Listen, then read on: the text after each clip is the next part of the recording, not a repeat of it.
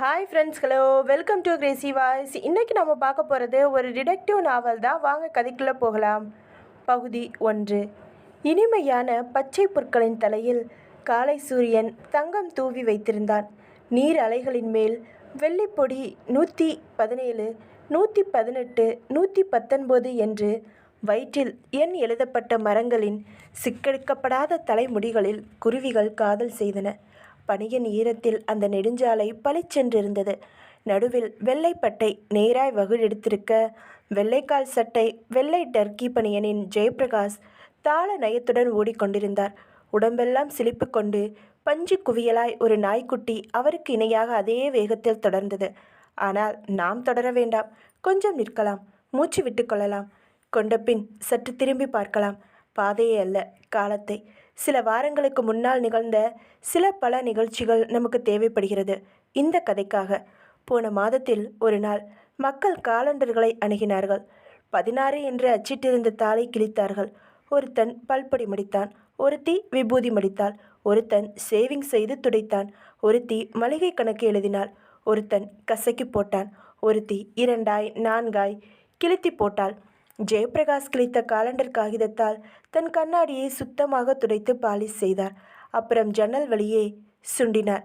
Electric shaver தாடையில் மேய்ந்தது. முகத்தை உயர்த்துகையில் சுவரில் கேமராவுக்கான இயல்பில்லாத சிரிப்பில் பவானி பார்த்தாள். வருகிற உன் பிறந்த நாளில் உன் பெயரால் ஒரு ட்ரஸ்ட் ஏற்படுத்த போகிறேன் பவானி. வருடா வருடம் 10 பிள்ளைகளோட கல்வி தேவைகளை அது பார்த்துக்கிறோம். என்ன பாராட்ட மாட்டியா பவானி? பவானியின் நெட்டி மாலை அசைந்து என்றது. குளித்த பின் உடல் பூரா பவுடர் கொட்டி கொண்டார். டெலிஃபோன் ஒளியை அலட்சியப்படுத்தினார். கத்திவிட்டு ஓய்ந்தது. காதோரம் இன்னொரு தரம் சீவினார். வார்ட்ரோபை திறந்து வைத்துக்கொண்டு யோசித்தார். இன்டர்காம் ஒலிக்க அலட்சியப்படுத்தவில்லை. ஹலோ, ஓ பேபி, குட் மார்னிங். டைனிங் ஹாலில் 15 நிமிஷமாக காத்துக்கிட்டு இருக்கேன் டாட். இதோ 10 நிமிஷம் பேபி. நீ வேணும்னா சாப்பிட நித்யா. நோ டாட், நம்ம சேர்ந்து சாப்பிட்றதே காலையில் பிரேக்ஃபாஸ்ட் மட்டும்தான். சீக்கிரம் வாங்க, வெயிட் பண்ணுறேன். வைத்து விட்டு கோட் எடுத்தார். ட்ரே மேலிருந்த நாளிதழ்களை அள்ளிக்கொண்டு அறையை விட்டு வெளியே வந்தார். சாமி, என் கைனடிக் ஹோண்டாவுக்கு சீக்கிரம் பெட்ரோல் நிரப்பிவை, நேரமாச்சு என்று போனிட்டேல் குலுங்க சொல்லி கொண்டிருந்தாள் நித்யா. ஜீன்ஸ் பேண்டின் பின்புறத்தில் பித்தளை தகடு புல்லட் ப்ரூப் என்றது. லூஸான காட்டன் சட்டையில் 3 நிறங்களில் பூத்திருந்தன நேர்கோடுகள். புருவத்தை மை உருவாக்கி இருந்தது. வெளிரின ரோஜா நிறத்தில் அலட்சிய லிப்ஸ்டிக் போட்டிருந்தாள். கமாண்டாட், லேட்டாச்சு எனக்கு என்று அவர் கைகளை பிடித்து இழுத்து கொண்டு போனாள். ஏன் பதற? நான் உன்னை காரில் ட்ராப் பண்ணிட்டு போகிறேன். ஐயோ, அப்புறம் காலேஜ் விட்டு வர்றப்போ சாரிடா, ஆட்டோ பிடிச்சி வந்துடும்பீங்க. ஆட்டோ நமக்கு அலர்ஜி. கற்பம் குலைக்கிறதுக்கு எளிமையான வழி சிட்டியில் ஆட்டோவில் போகிறது தான். எனக்கு இப்போ அந்த தேவை ஏற்படல டாட் என்று கண்ணடித்தாள். வர வர ரொம்ப பேசுகிறடா நீ என்று அவள் தலையில் வலிக்காமல் கொட்டிவிட்டு நாப்கினை மடிமேல் விரித்து கொண்டார் ஜெயபிரகாஷ். ஹாலில் ஒலித்த டெலிஃபோனை சாமிநாதன் எடுத்தான். டிஃபன் சாப்பிட்டுட்டு இருக்காங்க சார். சரி, லைனில் இருங்க என்று விட்டு டெலிஃபோனை தூக்கி கெரியரில் வைத்து டைனிங் ஹாலுக்கு வந்தான். யாருங்க சாமி என்றாள். உங்களுக்கு தான் மேடம் என்று ரிசீவரை கையில் தந்தான். ஹாய் டிங்கு, எப்படி இருக்க? கிளம்பிக்கிட்டே இருக்கேன். நோ யா, இன்னும் 40 பக்கம் இருக்குது, முடிச்சுட்டு உனக்கு அனுப்புகிறேன். அப்புறம் என்ன கேசட் வச்சுருக்க லேட்டஸ்ட்டா? ஸ்பீட், வாவ், ரொம்ப த்ரில்லாக இருக்குமாமே. நானா வரணுமா? இன்றைக்கி வேணாம், இன்னொரு நாள் வச்சிடட்டா? சாமிநாதன் ரிசீவரை சேகரித்து கொண்டு விளங்கினதும், யாருமா டிங்கு? தினகரன்னு பேருப்பா. டிங்குன்னு கூப்பிடுவோம். நல்ல பையன். ஏஜுக்கு சொன்னால் காதை பொத்திக்கிட்டு ஓடி போயிடுவான். என்ன செய்கிறான் இவன்? எம்ஐடி ஸ்டூடெண்ட், நல்லா பாடுவான். எங்கள் காலேஜில் கல்ச்சுரல் வீக் ப்ரோக்ராமுக்காக வந்தப்போ அறிமுகமானோம். நல்ல ஃப்ரெண்ட். நித்யா, சாயங்காலம் நான் உன்கிட்ட கொஞ்சம் பேசணும் என்று எழுந்தார் ஜெயபிரகாஷ். காரை நிறுத்திவிட்டு அவசரமாக இறங்கி சுற்றி வந்து கதவை திறந்து விட்டான் டிரைவர். ஜெயபிரகாஷ் இறங்கி கொண்டார். லிஃப்ட் ஆப்ரேட்டர் சொன்ன குட் மார்னிங்கை டிரைவர் தான் வாங்கி கொண்டான். எப்பொழுதும் அவர் அப்படித்தான். ஆனால் எப்போதும் அவன் குட் மார்னிங் சொல்வான். 6வது மாடியில் கதவு பிளந்ததும் வெளிப்பட்டு மார்பிள் ஒட்டின அலுவலக தரையில் பூட்ஸ் கால்கள் அதிகாரத்துடன் விரைந்தன. இடுப்பில் அடர்த்தியாய் சதை விழுந்து அம்மை தழும்பு தெரிய, ரவிக்கை அணிந்த டேஞ்சர் என்று உதட்டில் பூசியிருந்த தோல் வரை கூந்தலை சிலுப்பலாய் சிறகடித்து இருந்த ரிசப்ஷனிஸ்ட் சொன்ன குட் மார்னிங் சாருக்கு எதிரொலியாக புன்னகையுடன் கூடிய தலைசைப்பு வந்தது. தொடர்ந்து நாற்காலிகளும் டைப்ரைட்டர்களும் கால்குலேட்டர்களும் ஃபைல் ரேக்குகளும் டெலிஃபோன்களும் சட் சட் என்று காலை வணக்கம் சொல்லின. அறைக்குள் நுழைந்ததும் கோட்டை கலட்டினார். வாங்கி மாட்ட ஆள் இருந்தது. சுவரில் இருட்டு பச்சையில் காடி இருந்தது. காட்டின் நடுவே வெள்ளி தடவலாய் நீர் ஓடை ஒன்று நெளிந்தது. உன்னிப்பாய் காதை காட்டினால் தண்ணீர் ஓடும் சத்தம் கூட கேட்கும் போலிருந்தது. இருக்கையில் அமர்ந்தார் ஜெயபிரகாஷ். தபால்கள் உடைபட காத்திருந்தன. 3 நிறங்களில் தொலைபேசிகள் ஒலிக்க காத்திருந்தன. மேஜை மேலே சுழலும் காற்றாடியின் டூப்ளிகேட் இருந்தது. இன்டர்காமில் ரங்கநாதனை அழைத்து சோமநாதனை திட்ட சொன்னார். ராமசாமிக்கு லீவு தர முடியாது என்றார். பச்சை ஃபோனில் பம்பாய் சேட்டை ஒழுக்கினார். இன்னைக்கு அனுப்புவதா இருந்தால் அனுப்பு, இல்லைன்னா உன் வியாபார தொடர்பே வேணாம். நல்லா கத்தி வைத்து வெட்டி விடுகிறான் என்று என்ன சொல்கிறாய்? ஏசியை போட்டு விடு கந்தசாமி. வெள்ளை சூட் அணிந்த எதிர் நாற்காலியில் மனிதன் சிகரெட் சாம்பல் நீக்க தடுமாறின போது ஆஸ்ட்ரேயை சுட்டி காட்டிவிட்டு சென்றார். எங்கள் கம்பெனிக்கு ஆணித்தரமாக சில கொள்கைகள் இருக்குது. நீங்கள் அதிக தொகை தர்றேன்னு ஒரே காரணத்துக்காக நல்லா செயல்பட நம்மள்கிட்ட இருந்து ஏஜென்சி பொறுப்பை பிடுங்கி உங்கள்கிட்ட தர முடியாது. தயவு செஞ்சு மன்னிச்சிடுங்க. உதவியாளன் பத்மநாதனை ஏன் டை கட்டி வரல என்று குதறிவிட்டு நாளைக்கு மறுநாள் வச்சிருந்த டைரக்டர்ஸ் கூட்டத்தை 7ஆம் தேதிக்கு தள்ளி வை. எல்லாருக்கும் உடனடியாக சொல்லிடு. அப்புறம் நாளைக்கு மாலை திருவனந்தபுரத்திற்கு விமான டிக்கெட் வாங்கிவிடு என்று உறுதி செய். மதிய இடைவேளைக்கு பிறகு அறைக்குள்ளேயே இருந்த தனி அறையில் படுக்கையில் படுத்துக்கொண்டு விட்டம் நோக்கி வில்சின் புகையை சுகமாக அனுப்பி கொண்டிருந்த போது சினுங்கின டெலிஃபோன் அவருக்கு பிடிக்கவில்லை. ஹலோ, இந்த நேரத்தில் உங்களை தொந்தரவு செய்கிறது உங்களுக்கு பிடிக்காதுன்னு எவ்வளவோ எடுத்து சொல்லியும் பிடிவாதமாக உங்களை உடனடியாக பார்க்கணுங்கிறா ஒரு பெண். ஆகவே பெண் யார்? மிஸ் நூர்ஜஹான். வினாடிகளில் குரல் மாறியது. ஹலோ சார், என் பேர் நூர்ஜஹான். என்ன உங்கள் வயசு? தயக்கத்துக்கு பின் 22. இதோ பாருமா, 4 மணிக்கு என் ரூமில் வந்து என்னை பாரு. அது வரைக்கும் எவ்வளவு அர்ஜென்ட் விஷயமா இருந்தாலும் நாற்காலியில் உட்காரு. மத்தியானம் 1 மணி நேரம் நான் ரெஸ்ட் எடுத்தே ஆகணும் என்று விட்டு வைக்க போன போது, சார் நான் திருச்சியிலேருந்து வர்றேன். அப்துல் வாகாப் என்னை அனுப்பினார். சிகரெட்டை உதனினார். Assistant professor Abdul Wahab? ஆமாம் சார். கல்லூரி நாட்கள் மனசெல்லாம் ரிப்பன் கட்டி படபடக்கிற இனிமையான நினைவுகளின் நிகழ்ச்சிகள் நிறைந்த சுகம் தடவின நாட்கள். உல்லாசம், உற்சாகம், உத்வேகம். லேபரட்டரியில் தவறி விழுந்து காலில் சிதறின டைல்யூட்டட் கந்தக அமிலம். ரெக்கார்ட் நோட்டில் ஆணி குத்தல். லெக்சரர் வரும் முன் கரும்பலகையில் நிர்வாணம் வரைந்து அம்புக்குறியின் எதிர்முனையின் இது என்ன மஞ்சள், ஆரஞ்சு, பச்சை, சிவப்பு, ஊதா என்று வெளிச்சம் மாற என் தங்கையை கொஞ்சவனை பழிவாங்காமல் விடமாட்டேன். அப்புறம் என்னடா ப்ராப்டரே? நாடக மேடை கலாட்டாக்கள். ஹாக்கி மட்டையால் மோகன் பிரசாத்துடன் டிஷும் செய்து நடுமண்டையில் சொத்தென்ற இரத்தப்பள்ளம். காதோரத்தில் கிரிக்கெட், கையில் பேனா. நோட்ஸுக்கு பதிலாய் 67/5 என அமையும். பரீட்சை ஜுரம் வந்து எல்லா மரங்களின் அடியில் புத்தர்கள் புத்தகம் விரித்திருந்தது. பரீட்சை காலில் ஜட்டிக்குள்ளிருந்து மேலே உதிக்கும் குட்டி காகிதங்கள் நம்பராய் பேப்பரில் துளாவி. அப்பா, நான் பாஸ் பண்ணிட்டேன். மற்ற மாணவர்களிடம் நடந்து கொண்டது போலவே ஜெயபிரகாஷிடமும் அவன் நடந்து கொண்டிருந்தால், பழகி இருந்தால், இன்னைக்கு மற்ற ப்ரொஃபஸர்களை மறந்து போனது போலவே அப்துல் வாகாப்பையும் மறந்து போகிருக்கும். அப்துல் வாகாப் ஒரு வித்தியாசமான ப்ரொஃபஸர். புன்சிரிப்பு ஒட்டின உதடுகள் அவருக்கு. ஒரு நாளும் அவை யாரையும் நோக்கி ஹெட் அவுட் ஆஃப் கிளாஸ் என்று உச்சரித்ததில்லை. Enjoy boys. பல வருஷங்களுக்கு பின்னாடியும் நினச்சி மகிழ்கிற ஏங்குகிற நாட்கள் இந்த கல்லூரி நாட்கள். இளமைக்கு எப்போவுமே தனி திமிர் இருக்கு. அதை தொந்தரவு பண்ணி கட்டி போடாதீங்க. கல்லூரி முடிஞ்சதும் நிஜமான உலகம் கோரமாக பற்களை காட்டிக்கிட்டு உங்களை விழுங்க காத்திருக்கு. இந்த பருவத்தில் குறும்புகளும் சுட்டித்தனங்களும் இல்லாமல் இருந்தால் தான் தப்பு. Have fun always. பொறுப்பாக பாடம் படிக்கிற மாணவனை விட லூட்டு அடிக்கிற மாணவனை தான் எனக்கு பிடிக்குது. ஆனால் நீங்கள் மனசில் முதிர்ந்தவர்கள். எல்லைக்கோடுன்னு ஒன்று நிச்சயம் வச்சுக்கிட்டு அதோட விளிம்பு வர நீந்துங்க. என்ன ஜெயபிரகாஷ், என் அறைக்கு வா. நான் தனியன். எனக்கு துணை பழுதடைந்த புத்தகங்கள் மட்டும்தான். எனக்கு வயசு முக்கியம் இல்லை, மனசு. உன்னை எனக்கு பிடிச்சிருக்கு. இன்றைக்கி என்னோட நீ பீர் சாப்பிட்றியா? தப்பில்லை. பார்லி உடம்புக்கு நல்லது, சூடு குறையும். முட்டாள், என்கிட்ட சொல்கிறதுக்கு என்ன? நான் பணம் சேர்த்து செய்ய வேண்டிய காரியம் எதுவும் இல்லை. வெறும் அச்சடித்த காகிதங்கள். நாளைக்கு நீ ஃபீஸ் கட்டலைன்னா பரிச்சு எழுத முடியாது. மடையனே, உன் வாழ்க்கையில் ஒட்டடை படிஞ்சிடும். இந்தா போய் கட்டிட்டு முதல்ல ரசீதை வாங்கி வந்து காட்டு. ஜெயபிரகாஷ், உன்னை தனிமையில் அழைச்சிட்டு வந்தது உன் அந்தரங்கத்தில் கொஞ்சம் தலையிடுறதுக்காக. சாரி, எனக்கு உரிமை இல்லை தான், ஆனால் கடமை இருக்குது. அன்னைக்கு தியேட்டரில் உன்னோட பார்த்த பொண்ணை நிச்சயமாக நீ திருமணம் செஞ்சுக்க போகிறதில்ல, எனக்கு தெரியும். காதல்னு பொய் வார்த்தையை உபயோகிக்காத, அப்புறம் உன் மனசுக்கே நீ அந்நியன் ஆயிடுவ. உன் நரம்புகளோட தேவை கொஞ்சம் பெண்மையோட அருகாமை, உரசல், தடவல், அப்புறம் அதோட உச்சமாக உடல்களோட சங்கமம். வேண்டாம், அனாவசியமாக அந்த அப்பாவியை கலைக்காத. பெண்கள் வெண்டைக்காய் மாதிரி சுலபமாக உடைஞ்சிடுவாங்க. உயிர் முக்கியமானது தான். தலை குனியாமல் நிமிர்ந்து என் கண்களை பாரு. தயவு செஞ்சு ஒரு ஆரோக்கியமான விபச்சாரிட்ட நீ போயிட்டு வா. அப்படி சங்கடமாக பார்க்காத. உன்னோட உணர்வுகளுக்கு வடிகால் கிடைச்ச பின்னாடி மனசு சுத்தமாகும். அப்போ சிந்தி.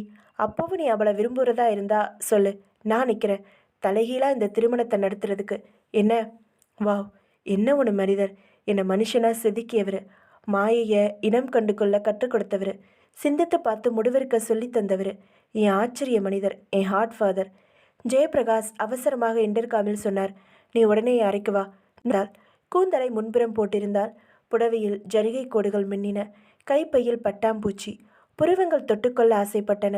விரல்களில் நகங்களின் முன்னேற்றம். அமர காத்திருந்தாள். அப்துல் வகாப் சாருக்கு நீ என்ன வேணும்? ஒரு வகையில் மருமக, தலைமுறைகள் கடந்த சொந்தம். எப்படி இருக்கார் அவர்? 2 மாதத்துக்கு முன்னாடி ரிட்டையர்ட் ஆகிட்டாரு. நிறைய படிக்கிறாரு. இன்னும் தனியாக தான் இருக்காருல்ல? இல்லை, துணையோடு இருக்காரு. யார்? இருங்க, அவருக்கு காசநோயோட அறிகுறி தெரியுது. மை காட், எனக்கு எழுதவே இல்லை. இந்த ஞாயிறு போய் பார்க்குறேன். டாக்டர்கிட்ட கூட்டிகிட்டு போகிறேன். ச்சே, ரொம்ப நல்ல மனுஷர். இருக்கட்டும், இன்னும் நின்றுட்டே இருக்கீங்க. பரவாயில்ல, உட்காரு. என்ன விஷயமா என்ன சந்திரிக்க வந்திருக்க? நாளைக்கு ஒரு கம்பெனியில் இன்டர்வியூ. தவிர நாளையும் மறுநாளும் எனக்கு பேங்க் பரீட்சை இருக்குது. நான் சென்னைக்கு வர்றது முதல் முறை. என் குடும்பத்தில் நான் தான் ஆண் பிள்ளை. நான் வேலைக்கு போய் சம்பாதிச்சே ஆக வேண்டிய சூழ்நிலை. எனக்கு சென்னையில் யாரையும் தெரியாது. ஹோட்டல்களில் தங்க பயம்.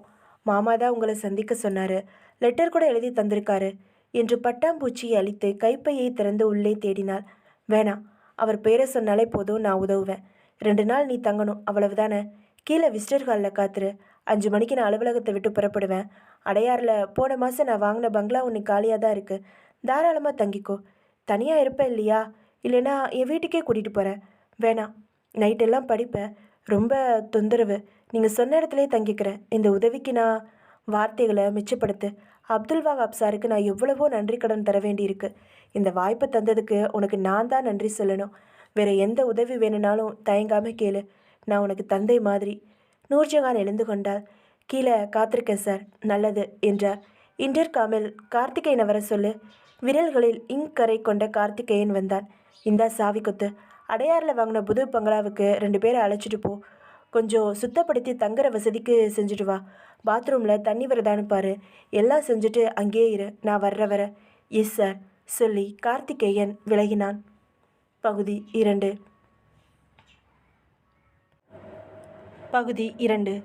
ஜெயபிரகாஷ் தன் வாழ்நாளில் செய்த விஸ்வரூபமான தவறு நூர்ஜஹானை தன்னுடைய பங்களாவில் தங்க வைத்தது. அவர் பார்வையில் அதில் விகற்பம் ஏதுமில்லை. ஆனால் மறுநாள் மாலை சம்சாவை கடித்துக்கொண்டு சங்கர் சொன்னான். நம்ம எம்டி பெரிய கில்லாடிப்பா.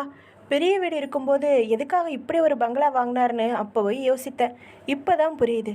என்ன புரியுது என்றான் அந்த புரியாதவன். எல்லாம் கரும்பு வில்காரன் செய்கிற குறும்புகள் தான். இப்பொழுதும் புரியவில்லை. உனக்கு எதையும் உடைச்சு சொல்லணும். யாரோ ஒரு நூர்ஜஹான் வர்றா. பரீட்சை எழுதணும் 2 நாள். அதுவரை எங்கே தங்குவேன்னு சொல்கிறா. வா, வந்து தங்கிக்கோ. ஏன் மடியிலன்னு சொல்லிடுறாரு. வேலைக்கு இங்கேருந்து இவர் காரில் சாப்பாடு போகுது. காலையிலையும் மாலையிலையும் இவர் போய் நலம் விசாரிக்கிறாரு. நலம் மட்டும்தான் விசாரிக்கிறாரா என்று கண்ணடித்தான். கேட்டுக்கொண்டிருந்தவனுக்கு இப்பொழுதுதான் மேகம் விலகி பளிச்சென்று விளங்கியது. உடன் ஒரு நல்ல காரியம் செய்ய துடித்தான். கையை கொடு சங்கரா. நான் மூட்டை இருந்த நெருப்பு குச்சியே தந்துட்டேன். இப்போது எனக்கு புரியலை. உன்கிட்ட பென்சில் இருக்கா? நான் பாத்ரூம் போகணும். என்னாச்சு உனக்கு? பாத்ரூம் போகிறதுக்கு பென்சில் எதுக்கு? சுவரில் சித்திரமும் சரித்திரமும் எழுதுறதுக்கு. அடப்பாவி, அதெல்லாம் பண்ணாத. 2 மாத போனஸ் நியாயப்படி தர வேண்டியவன் என்ன செஞ்சான்? தோழனே சொல். கம்பெனிக்குள்ளே இத்தனை லட்சம் நட்டம் பாருன்னு பொய் கணக்குகளை விசிறினானா இல்லையா?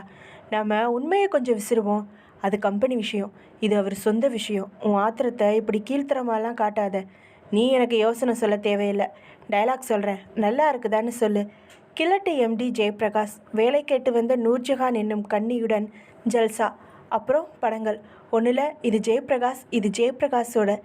இது நூர்ஜஹான், இது நூர்ஜஹானின். எப்படி இருக்கு சங்கரா? வேணாம், சகிக்கல, விஷயத்தை விட்டுடு. சர்தாம் போடா. கேண்டீன் சர்வரின் காதிலிருந்து பென்சிலை பிடுங்கிக் கொண்டு பொது டாய்லெட்டிற்குள் நுழைந்தான் அவன். அவன் ராமலிங்கம். பகுதி 3.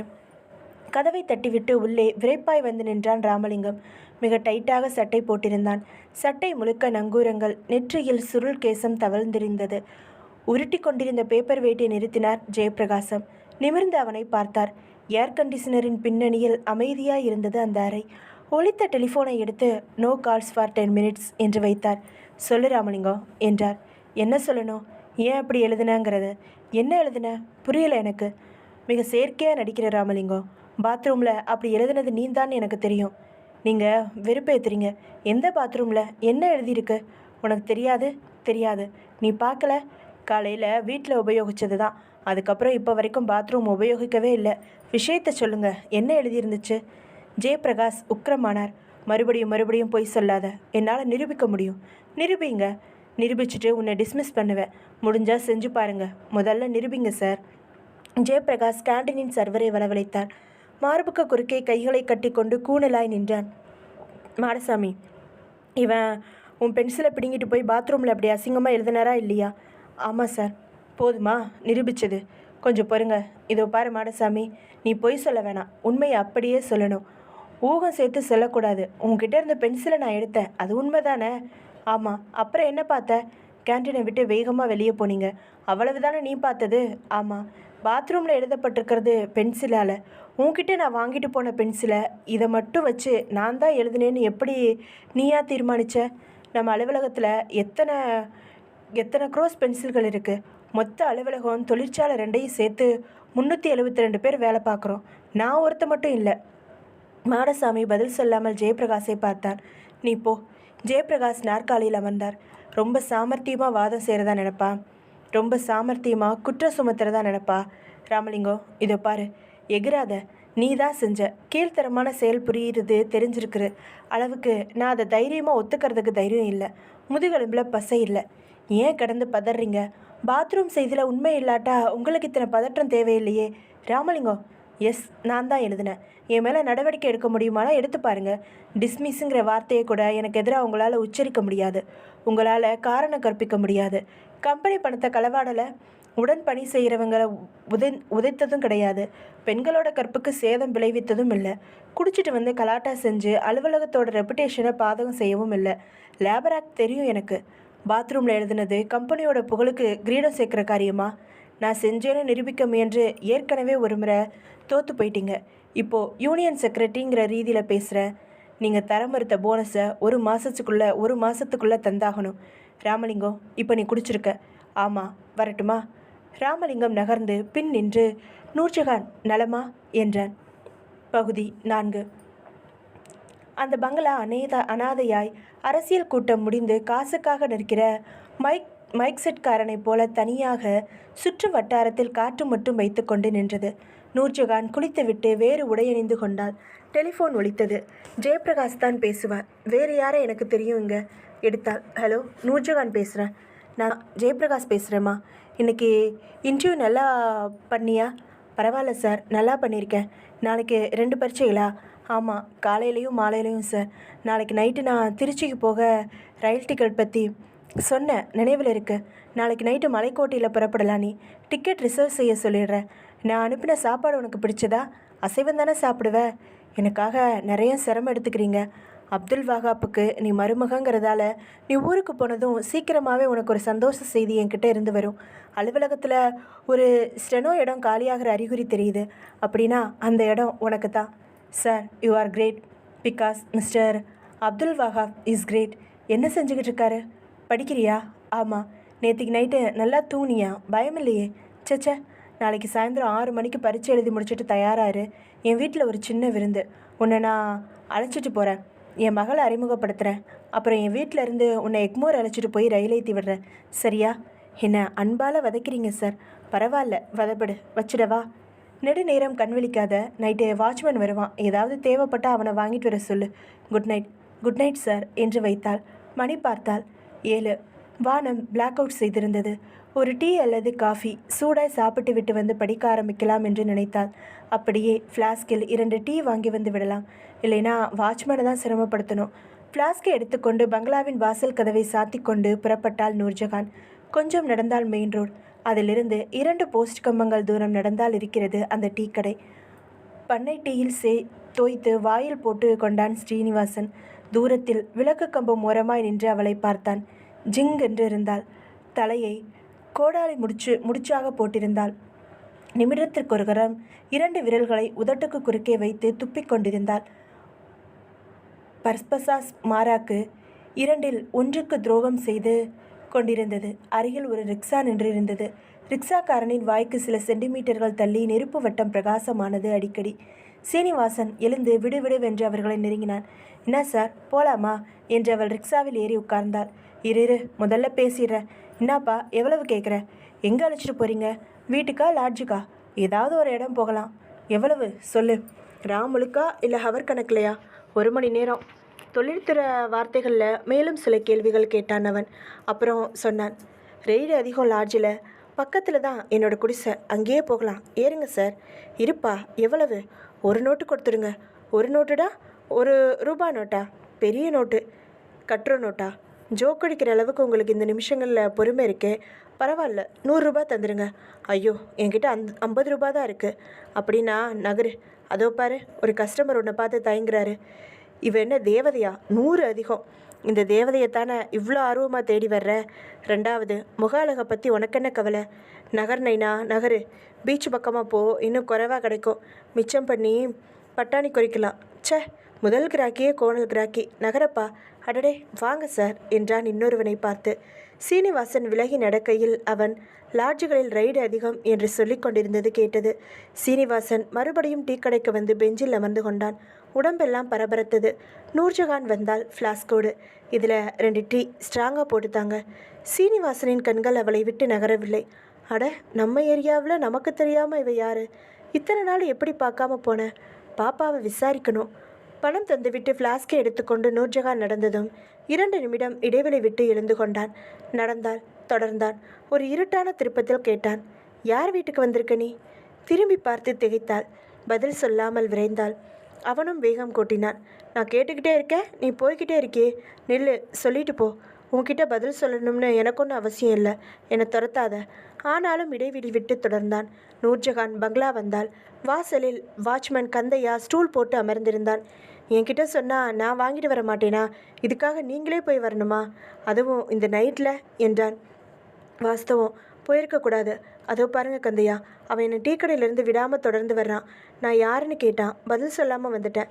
அவனை நான் பார்த்துக்கிறேன், நீங்கள் உள்ளே போங்க என்று கந்தையா கீழே வைத்திருந்த கைத்தடியை கையில் எடுத்துக்கொண்டு நிமிர்கையில் அவனுக்கு எதிராக நின்றிருந்தான்.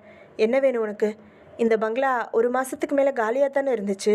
இப்போ யார் குடி வந்திருக்காங்க? அதை தெரிஞ்சுக்கத்தான் அவங்கள கேட்டேன். யார் அது? யாரும் குடி வரல. எங்கள் முதலாளியோட விருந்தாளி. நாளைக்கு நைட்டு காலி செஞ்சுருவாங்க. போதுமா? தெரிஞ்சுக்கிட்டேல்ல, நகரு. வாடை தாங்கலை. செமத்தியாக குடிச்சிருக்க.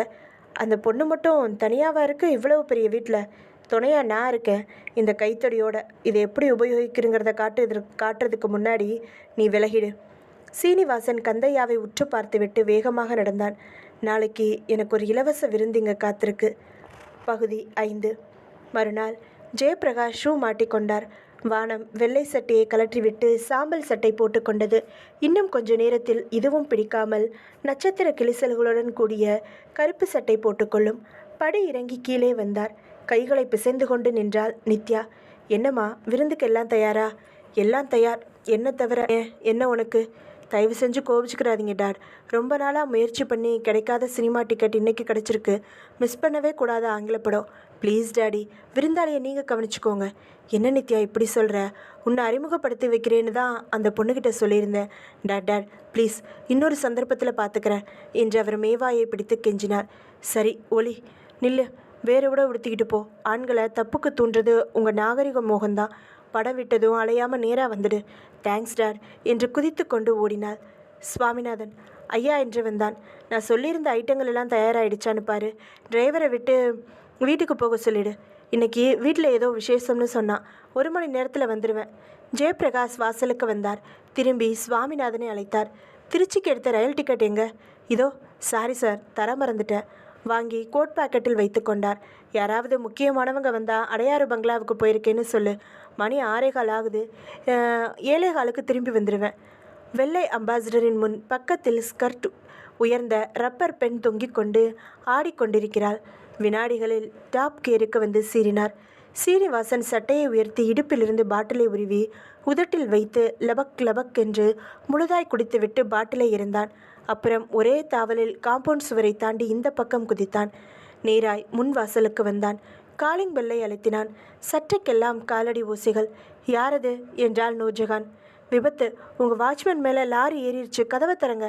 கதவு அவசரமாக திறக்கப்பட அதே அவசரமாய் அவன் உள்ளே நுழைந்து தாள் போட்டான். திகப்பிலிருந்து அவள் விடுபடும் முன்பாக அவளை கழுத்து கீழையும் கால்களுக்கு கீழையும் கைகளை கொடுத்து அவள் உதற உதற திமிர திமிர அருகாமையில் இருந்த அறைக்குள் தூக்கி போய் கட்டிலின் மேல் விசிறினான். ஐயோ போயிடு, மரியாதையா போயிடு என்று கத்தினாள். அவன் சாவகாசமாக அறையின் கதவை தாளிட்டான். நூர்ஜஹான் உபயோகிக்காத அந்த இன்னொரு படுக்கை அறையின் அத்தனை ஜன்னல்களும் சுத்தமாக மூடப்பட்டிருந்தன. இன்னும் சத்தமாக வேணுனாலும் கத்து. வேலியோரமாக குந்தியிருக்கிற தவளைக்கு கூட கேட்காது. ஜன்னல்கள் மூடியிருக்கிற இந்த அறையை திட்டமிட்டு தான் தேர்ந்தெடுத்தேன். வாடி என் கிளியே என்று ஒரு அடி எடுத்து வைத்தான். வேணாம், கிட்ட வராத, தயவு செஞ்சு போயிடு. பின்ன இங்கேயேவா தங்கியிருக்க போகிற? உன்னை உரிச்சு பார்த்துட்டு உணர்ந்து பார்த்துட்டு ஓடியே போயிடுவேன். பேசாமல் எதிர்க்காமல் ஒத்துக்கிட்டா போராட்டத்தை தவிர்க்கலாம். சி தூ என்று துப்பினாள். ஐயோ, நான் என்ன செய்வேன்? எளிமையான செயல்தான். வா, வராத, கிட்ட வராத. இதில் என்ன தேஞ்சிடவா போகிற? நீ வரமாட்ட. சரி, போராடி பெறுறதுல தான் சுகமே என்று பாய்ந்தான். டர் என்று கிழிந்தது ஜாக்கெட். கோடு கோடாய் நகம் கீறியது. கட்டிலின் மெத்தை துள்ளியது. தலையணைகள் உதைப்பட்டன. அருகே இருந்த இரவு விளக்கு கீழே விழுந்தது. அவன் வெளியேறிய சாராய காற்றை அவள் சுவாசித்தாள். அவன் வெற்றியை நெருங்கி கொண்டிருந்த போது கடைசி முயற்சியாய் முழு வேகத்தில் திமிரினாள். கொஞ்சம் பிடி தளர்ந்த தருணத்தில் நழுவி கட்டிலை விட்டு தாவிய நூர்ஜஹான் தடுமாறி வேகமாய் அருகில் இருந்த மேஜையின் மேல் விழுந்தாள். நெற்றி பொட்டு சரியாக மேஜையின் கூர்மையான முனையை சந்தித்தது. கொடகொடவென்று ரத்தம் வெளியேற்றி தாமதமில்லாமல் உடன் நூர்ஜஹான் இறந்து போனாள். பகுதி 6. ஜெயபிரகாஷ் பங்களாவின் வாசலில் காம்பவுண்ட் கேட்டுக்கு முன்னால் காரை நிறுத்தி இன்ஜினை அணைக்காமல் மெல்ல ஹாரன் அடித்தார். உள் விளக்கை போட்டு மணி பார்த்தார். 6:35. 6 மணிக்கெல்லாம் வர்றதா சொன்னேன். தயாராகத்தான் இருப்பான். மறுபடியும் ஹாரன் அடித்தார். தலையை நீட்டி பங்களாவின் பக்கவாட்டில் நூர்ஜஹானுக்கு ஒதுக்கி இருந்த அறை இருந்த பகுதியை பார்த்தார். ஜன்னல்களில் வெளிச்சக்கட்டங்கள். மேக்கப் விஷயத்தில் எல்லா பொண்ணுங்களும் ஒரே மாதிரி தான். இன்ஜினை அணைத்துவிட்டு காரிலேயே காத்திருந்தார். சில நிமிடங்கள் அந்த வெளிச்சக்கட்டங்கள் மறைந்து போய் இருட்டானதால் அவள் அறையை விட்டு வெளியேறிவிட்டாள் என்ற அர்த்தம். எட்டி பார்த்தார். வெளிச்சம் இன்னும் இருந்தது. கார் சாவை எடுத்துக்கொண்டு உள் விளக்கை அணைத்துவிட்டு கீழே இறங்கினார். காம்பவுண்ட் கேட்டை தள்ளி திறந்து கொண்டு உள்ளே வந்தார். காலிங் பெல்லை அணுகி அழுத்தினார். அப்புறம்தான் வாசல் கதவு சற்று திறந்து 1 இன்ச் அகலத்திற்கு வெளிச்ச குச்சி இருந்தது தெரிந்தது. எத்தனை அலட்சியமாக இருக்கா! கதவை தொல்லிக்கொண்டு உள்ளே வந்தார். நடுகாலில் நின்று கொண்டு மாடியை நோக்கி, நான்தாம்மா நூர்ஜஹான் என்றார். நூர்ஜஹான், அம்மா நூர்ஜஹான் என்றது சன்னமான எதிரொலி. நெற்றிக்குள் கேள்விக்குறிகள் படர்ந்தன. சற்று வேகமாக படிகளில் ஏறி மாடிக்கு வந்தார். நூர்ஜஹானின் அறைக்கதவு பாதி திறந்திருந்தது. விரலை மடக்கி டொக் டொக் செய்தார். நூர்ஜஹான். 5 நிமிடம் தாமதமாக உள்ளே வால் கிளாக் டொயிங் என்றது 6:30க்காக. கதவை தள்ளி உள்ளே வந்தார். அறையில் யாருமில்லை. ட்ரெஸ்ஸிங் மேஜைக்கருகே நூர்ஜஹான் கொண்டு வந்திருந்த சின்ன ஹோல்டர் பேக் இருந்தது. புத்தகம் ஒன்று விழுந்து கிடந்தது. கதவோரத்தில் அவளின் காலணிகள் கிடந்தன. ஆக அவள் வெளியே எங்கேயுமே போகலை, இங்கே தான் இருக்கா. எங்கே? ஏன் பதிலை காணோம்? பாத்ரூமிலிருந்து பிளக் என்று ஒரு துளி நீர் பக்கெட்டில் விழுகிற சத்தம் கேட்டது. ஜெயபிரகாஷ் பாத்ரூம் கதவை தள்ளி பார்த்தார். தரை ஈரமாக இருந்தது. ஷவர் நிமிடம் இடைவெளி விட்டு ஒரு துளியை கீழே அனுப்பி கொண்டிருந்தது. கொஞ்சம் முன்னாடி தான் உபயோகிச்சிருக்கா. சரி, எங்க? ஜெயபிரகாஷ் குழப்பமுற்றார். எங்கேயாவது தடுமாறி விழுந்து மயங்கிட்டாளா என்ன? மாடியில் இருந்த இன்னும் 2 அறைகளையும் வராந்தாவையும் பார்த்தார். இல்லை. கீழே இறங்கி வந்தார். வரவேற்பறை, சமையலறை, ஸ்டோர் ரூம் எங்கும் இல்லை. ஹாலை ஒட்டி முன்னால் இருந்த அந்த படுக்கை அறையை நெருங்கினார்.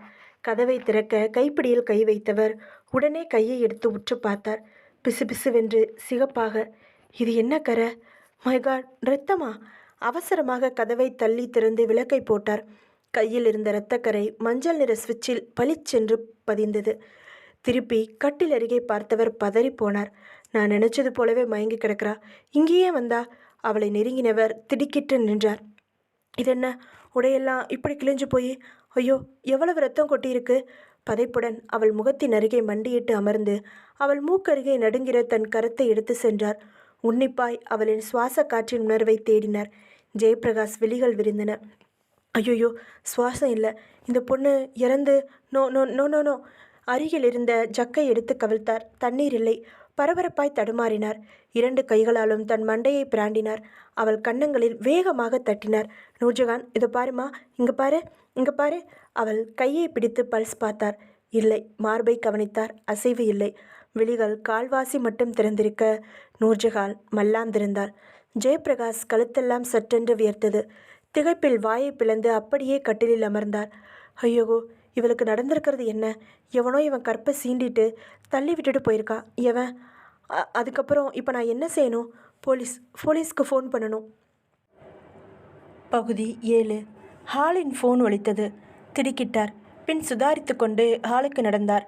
அவர் ஷூவில் பதிந்த கத்தக்கரை ஒவ்வொரு அடியிலும் கொஞ்சம் கொஞ்சம் கரையை பதித்து கொண்டு சென்றது. டெலிஃபோனை எடுத்தார் ஜெயபிரகாஷ். ஹலோ என்றார். சார், நான் தான் சாமிநாதன் பேசுகிறேன். என்ன, விருந்து தயாராக இருக்குது. அப்புறம் நம்ம ஃபேக்ட்ரியில் வேலை பார்க்குற ராமலிங்கங்கிறவர் இங்கே வந்தான். மூக்கு வர குடிச்சிருந்தான். உங்களை உடனடியாக சந்திக்கணும்னு சொன்னான். அடையாறு பங்களாவுக்கு போயிருக்காரு. அப்புறமா நிதானமாக வான்னு சொல்லி சமாதானப்படுத்தி அனுப்பி வச்சேன். நான் வீட்டுக்கு போகலாமா? சார், நான் வீட்டுக்கு போகலாமான்னு கேட்டேன். சரி போ என்று வைத்தார். டெலிஃபோன் ரிசீவரில் கையில் இருந்த இரத்தக்கரை ஒட்டி இருந்தது. கர்ச்சீஃப் எடுத்து முதலில் நெற்றியை துடைத்து கொண்டார். எத்தனை இளமையான பெண்! எவ்வளவோ இனிய கனவுகளை நெஞ்சில் தேக்கி வச்சிருக்கிற பெண். சொந்தமாக ஒரு சின்ன வீடு, அம்மாவை இழந்த 4 வட தங்க சங்கிலி, அப்பாவோட அல்சருக்கு ஆப்ரேஷன், சின்னவனுக்கு எப்படியாவது பாலிடெக்னிக்கில் இடம். அதுக்கப்புறம்தான் சார் நான் திருமணம் செஞ்சுக்கிற போகிறேன். என்னை நம்பி அடைக்கலம் கேட்டு வந்த பொண்ணு. நான் மதிக்கிற அப்துல் வஹாப் சாரோட நெருங்கிய உறவு பொண்ணு. என் பொறுப்பில் இருந்தவ. எப்படி இந்த தகவலை வெளியிட போகிறேன் உலகத்துக்கு? எவன் அந்த பாவி? இந்த மலரை கசக்க எப்படி மனசு வந்துச்சு? ஜெயபிரகாஷ் தண்ணீர் குடித்துவிட்டு அப்புறம் டெலிஃபோனை அணுகினார். போலீஸுக்கு 100 தானே? ரிசீவரை எடுத்தார். 1ஐ டயல் செய்தார். 0ஐ டயல் செய்தார். மறுபடியும் 0ஐ தொட்டு, முட்டாளே பொறு, என்ன காரியம் செய்கிற? ரிசீவரை முதல்ல வை கீழே. வைத்தார். அப்படி உட்காரு. உட்கார சொல்கிறேன். உட்கார்ந்தார். போலீஸை பற்றி உனக்கு ஓரளவும் தெரியாதா? நடந்திருக்கிறது என்ன? விபத்து இல்லை, குற்றங்களிலேயே ரொம்ப உச்சமான கொலை. அதில் கொசுரா கற்பழிப்பு வேற. யார் செஞ்சது இந்த கொலையை? உனக்கு தெரியுமா? நீ பார்த்தியா குற்றம் நடந்ததை? இந்த கேள்விகளுக்கெல்லாம் உன்னோட பதில் எதிர்மறையானது. அப்படி இருக்க இப்போது கொஞ்சம் சிந்தி என்னை போலீஸ் அதிகாரியாக நினச்சிக்கோ. என் கேள்விகளுக்கு பதில் சொல்லு. மிஸ்டர் ஜெயபிரகாஷ், இந்த பங்களா உங்களுடைய தானே? ஆமாம். இந்த பொண்ணு நூர்ஜஹானை இங்கே தங்க வச்சது நீங்கள் தானே? ஆமாம். அந்த பொண்ணு உங்களை தேடி வந்து உதவி கேட்க காரணம் என்ன? அவளுக்கு சென்னையில் யாரையும் தெரியாது. ஹோட்டலில் தங்குறதுக்கு பயம். அவளோட மாமா அப்துல் வஹாப் என்னோட குரு. அவரை அனுப்பி அவள் வந்தா. அவளை நீங்கள் சம்மதத்தோடு அடைய முயன்றீங்க. அதிக அறிமுகம் இல்லாத ஒரு அழகிய சிறந்த பொண்ணுக்கு அதிகப்படியான உதவிகள் நீங்கள் செஞ்சதோட நோக்கம் அதுதான். தெய்வமே, நான் அவளுக்கு தந்தை மாதிரி. ஆனால் உங்கள் அலுவலக ஊழியர்களோட பார்வையில் தந்தை மாதிரி தெரியலையே. பாத்ரூம் சுவர் வர கிசுகிசுக்கப்பட்டது உண்மைதானே? அது தனி ஒருத்தன் தன்னோட ஆத்திரத்தை கீழ்த்தரமாக தீர்த்துக்கிறதுக்காக செஞ்ச காரியம். சரி போகட்டும். போஸ்ட்மார்ட்டம் ரிப்போர்ட் படி அவளை 6:30 மணி அளவில் இறந்துருக்கிறா. அப்போது நீங்கள் இங்கே இருந்தீங்க. வாஸ்தவம், நான் பார்த்தப்போ உறையவில்லை. சில நிமிடங்கள் முன்பு தான் இறந்துருக்கா. காலிங் பெல், கைப்பிடி, அறையோட ஸ்விட்ச், இப்படி எல்லா இடங்கள்லையும் உங்களோட கைரேகையை தவிர வேறு எந்த ரேகையுமே கிடைக்கல. உங்கள் ஆசைக்கு இணங்க மறுத்த நூர்ஜஹானை பலவந்தமாக அடைய முற்பட்டீங்க. அந்த போராட்டத்தோட முடிவில் விஷயம் வெளியே தெரியாமல் இருக்க கூர்மையான ஆயுதத்தினால அவளோட மண்டையை தாக்கி கொலை செஞ்சீங்க. அப்புறம் தானாகவே வெளியே போலீஸுக்கு தகவல் தந்தா நம்ம மேலே சந்தேகம் திரும்பாதுன்னு தவறாக கணக்கு போட்டுட்டீங்க. Sorry mister Jayaprakash. மரண தண்டனையை வேணுமானா ஆயுள் தண்டனையாக குறைக்க முயற்சி செஞ்சு பார்க்கலாம் நீங்கள். நோ என்று கத்தினார் ஜெயபிரகாஷ். இப்பொழுது அவரின் உள்ளாடைகள் அனைத்தும் நனைந்திருந்தன. நரம்புகள் புடைத்து புடைத்து அடங்கின. அவசரமாக மூச்சு விட்டார். உண்மை, எவனோ செஞ்ச காரியத்துக்கு நான் மாட்டிக்கிற போகிறேன். ரொம்ப பிரமாதமாக இந்த சிக்கலில் வந்து மாட்டிக்கிட்டேன். கற்பழிப்பு நானா? கொலை நானா? எவ்வளவு பெரிய மனுஷனா இந்த நகரத்தில்? சார், நீங்கள் தான் எங்கள் கம்பெனியை திறந்து வச்சு வாழ்த்தணும். அட, உங்களை யார் இங்கே உட்கார சொன்னது? உங்களுக்கு முன்னாடி விஐபி வரிசையில் இடம் ஒதுக்கியிருக்கு, வாங்க. ஃபோனில் பேசுகிறது போல் போஸ்ட் கொடுங்க. That is click. 3,00,000 பிரதிகள் அட்டையில் நீங்கள் அடுத்த வாரம் சார். சரி, பேட்டியை தொடரலாமா? ஜெயபிரகாஷ், கிளப்பில் இந்த வருடம் எலெக்ஷன் வேணாம்னு தீர்மானிச்சிருக்கோம். அதுக்கு பதிலாக செலெக்ஷன். ஆமாம், எல்லாரும் ஒருமித்த கருத்தோட உங்களை இந்த வருடத்தோட பிரசிடெண்ட்டாக தேர்ந்தெடுத்திருக்கோம். நான் ஜெயிலுக்கு போகிறதா? பேசாமல் தற்கொலை செஞ்சுக்கரலாம். நோ, தேவையில்லை. நான் என் உயிரை போக்கிக்கொள்ள என்ன அவசியம்? நான் என்ன தப்பு பண்ணேன்? மனிதாபிமானத்தோடு நடந்துக்கிட்டது தப்பா? ஆனால் போலீஸோட பார்வையில் நான் தான் குற்றவாளியாகப்படுவேன். அதனால் போலீஸ்கிட்ட போகக்கூடாது. அப்புறம் என்னதான் செய்கிறது? யோசி, நிதானமாக யோசி. எத்தனையோ வியாபார சிக்கல்களில் திறமையான சிறப்பான சொல்யூஷன்களை கண்டுபிடிச்ச மூளை உன்னுடையது. ஜெயபிரகாஷ் 10 நிமிடங்கள் கண்களை மூடிக்கொண்டு அமைதியாக இருந்தார். பின் எழுந்து வாசல் கதவை திறந்து கொண்டு வெளியே வந்தார். காம்பவுண்டிற்கு வெளியே நிறுத்தியிருந்த காரை உள்ளே கொண்டு வந்து போர்ட்டிகோவில் நிறுத்தினார். மறுபடியும் உள்ளே வந்தார். கதவை சாத்தி கொண்டார். டெலிஃபோனை எடுத்தார். ஹலோ, யார்? வேல்மணியா பேசுகிறது? இன்னைக்கு வீட்டில் வைக்கிறதா இருந்த விருந்து கேன்சல்டு. நான் கூட சாப்பிட வரமாட்டேன். ஒரு வேலையாக போகிறேன். தாமதமாக தான் வருவேன். நித்யா வந்தால் சாப்பிட்டுட்டு தூங்க சொல்லு. ரிசீவரை வைத்துவிட்டு மறுபடியும் எடுத்தார். எண்களை சுழற்றினார். ஹலோ, திஸ் இஸ் என்றது பெண் குரல். ரேவதியா? நான் ஜெயபிரகாஷ் பேசுகிறேன். அட, நீங்களா? Good evening sir. சில்வர் சான்ஸிலிருந்து பேசுகிறீங்களா? உடனே வரட்டுமா? ஒரு தடவைக்கு உனக்கு அளவு தந்திருக்கேன். அந்த கணக்கெல்லாம் இப்போ எதுக்காக டார்லிங்? சொல்லு, பரவாயில்ல. 10 நூறுகள், 50 நூறுகள் உனக்கு அன்பளிப்பு தரப்போகிறேன். வாவ், ரொம்ப தேங்க்ஸ் ஹனி. பெங்களூர் போகிறோமா? அவசரப்படாத. இப்போ நீ எதுக்காக எனக்கு தேவைப்படலை. இந்த அன்பளிப்புக்காக நீ செய்ய போகிறது சிரமம் இல்லாத ஒரு சின்ன பயணம். புரிய வேண்டாம். இன்றைக்கி நைட்டு மலைக்கோட்டை எக்ஸ்பிரஸில் திருச்சிக்கு நீ பயணப்படுற. எக்மோரில் ரிசர்வேஷன் காம்பவுண்டுக்கு எதிராக காத்துரு. நானே நேரில் வந்து டிக்கெட்டை தர்றேன். திருச்சி? யார் பார்ட்டி? நான் அவ்வளவு தூரம் போனதில்லையே. முட்டாள், சொன்னேன் இல்லை, அந்த அந்த அந்த பர்பஸுக்காக இல்லை.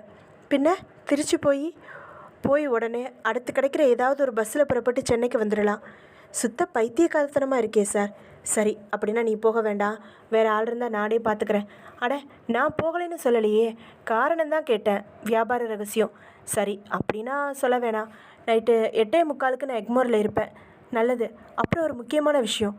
என்ன சார்? இந்த பயணம் முழுக்க உன்னோட பெயர் நூர்ஜஹான். பகுதி 8. ஜெயபிரகாஷ் மிக நிதானமாக ஒரு சிகரெட்டை பற்ற வைத்து கொண்டார். செய்த ரிசர்வேஷன் டிக்கெட்டில் ப்ரோக்ராமில் மாற்றமில்லாமல் நூர்ஜஹான் புறப்பட்டு விட்டாள். நானே அவளை வழி அனுப்பி வச்சேன். அதுக்கப்புறம் அவளுக்கு என்ன நடந்ததுன்னு எதுவுமே எனக்கு தெரியாது. நான் இந்த சிக்கல்லிருந்து தூரமாக விலகணும். மணி பார்த்தார். 7:05. இந்த ராத்திரி முழுக்க எனக்கு தேவை. நான் செய்ய போகிறது ரொம்ப ரொம்ப சிக்கலான வேலை. ஆனால் வேறு வழியே இல்லை. போலீஸோட சுண்டு விரல் என் பக்கம் திரும்பாமல் இருக்க நான் இந்த ரிஸ்க்குகளை எடுத்தே ஆகணும். நூர்ஜஹான் இறந்தது சென்னையில் இல்லை, திருச்சியில். ஆமாம், திருச்சியில் என் பொறுப்பிலிருந்து விலகுனதுக்கு அப்புறம். டெலிஃபோன் எடுத்தார். ஹலோ, பத்மநாபன், என்ன செஞ்சுக்கிட்டு இருக்க? Good evening sir. குழந்தைக்கு கணக்கு சொல்லி கொடுத்துக்கிட்டு இருந்தேன். மூடி வச்சுட்டு சட்டையை போட்டுக்கோ. சரி சார். கேரளாவிலேருந்து வந்திருக்கிற ராம்பிரசாத்தை எங்கே தங்க வச்சுருக்கிற? சோலாவில். அவரை நான் சந்தித்து சின்ன தண்ணி விருந்து தர்றதா இருந்தது. எப்போ? நாளைக்கு நைட்டு சார். இல்லை, இன்றைக்கி நைட்டு. நாளைக்கு நைட்டு எனக்கு வேறு ஒரு முக்கியமான வேலை இருக்குது. அதனால் இன்றைக்கி நைட்டு அந்த சந்திப்பை வச்சுக்கிறோம். அவர் தங்கியிருக்கிற ஹோட்டலுக்கு போய் விருந்தளிக்கிறதுல கௌரவம் இல்லை.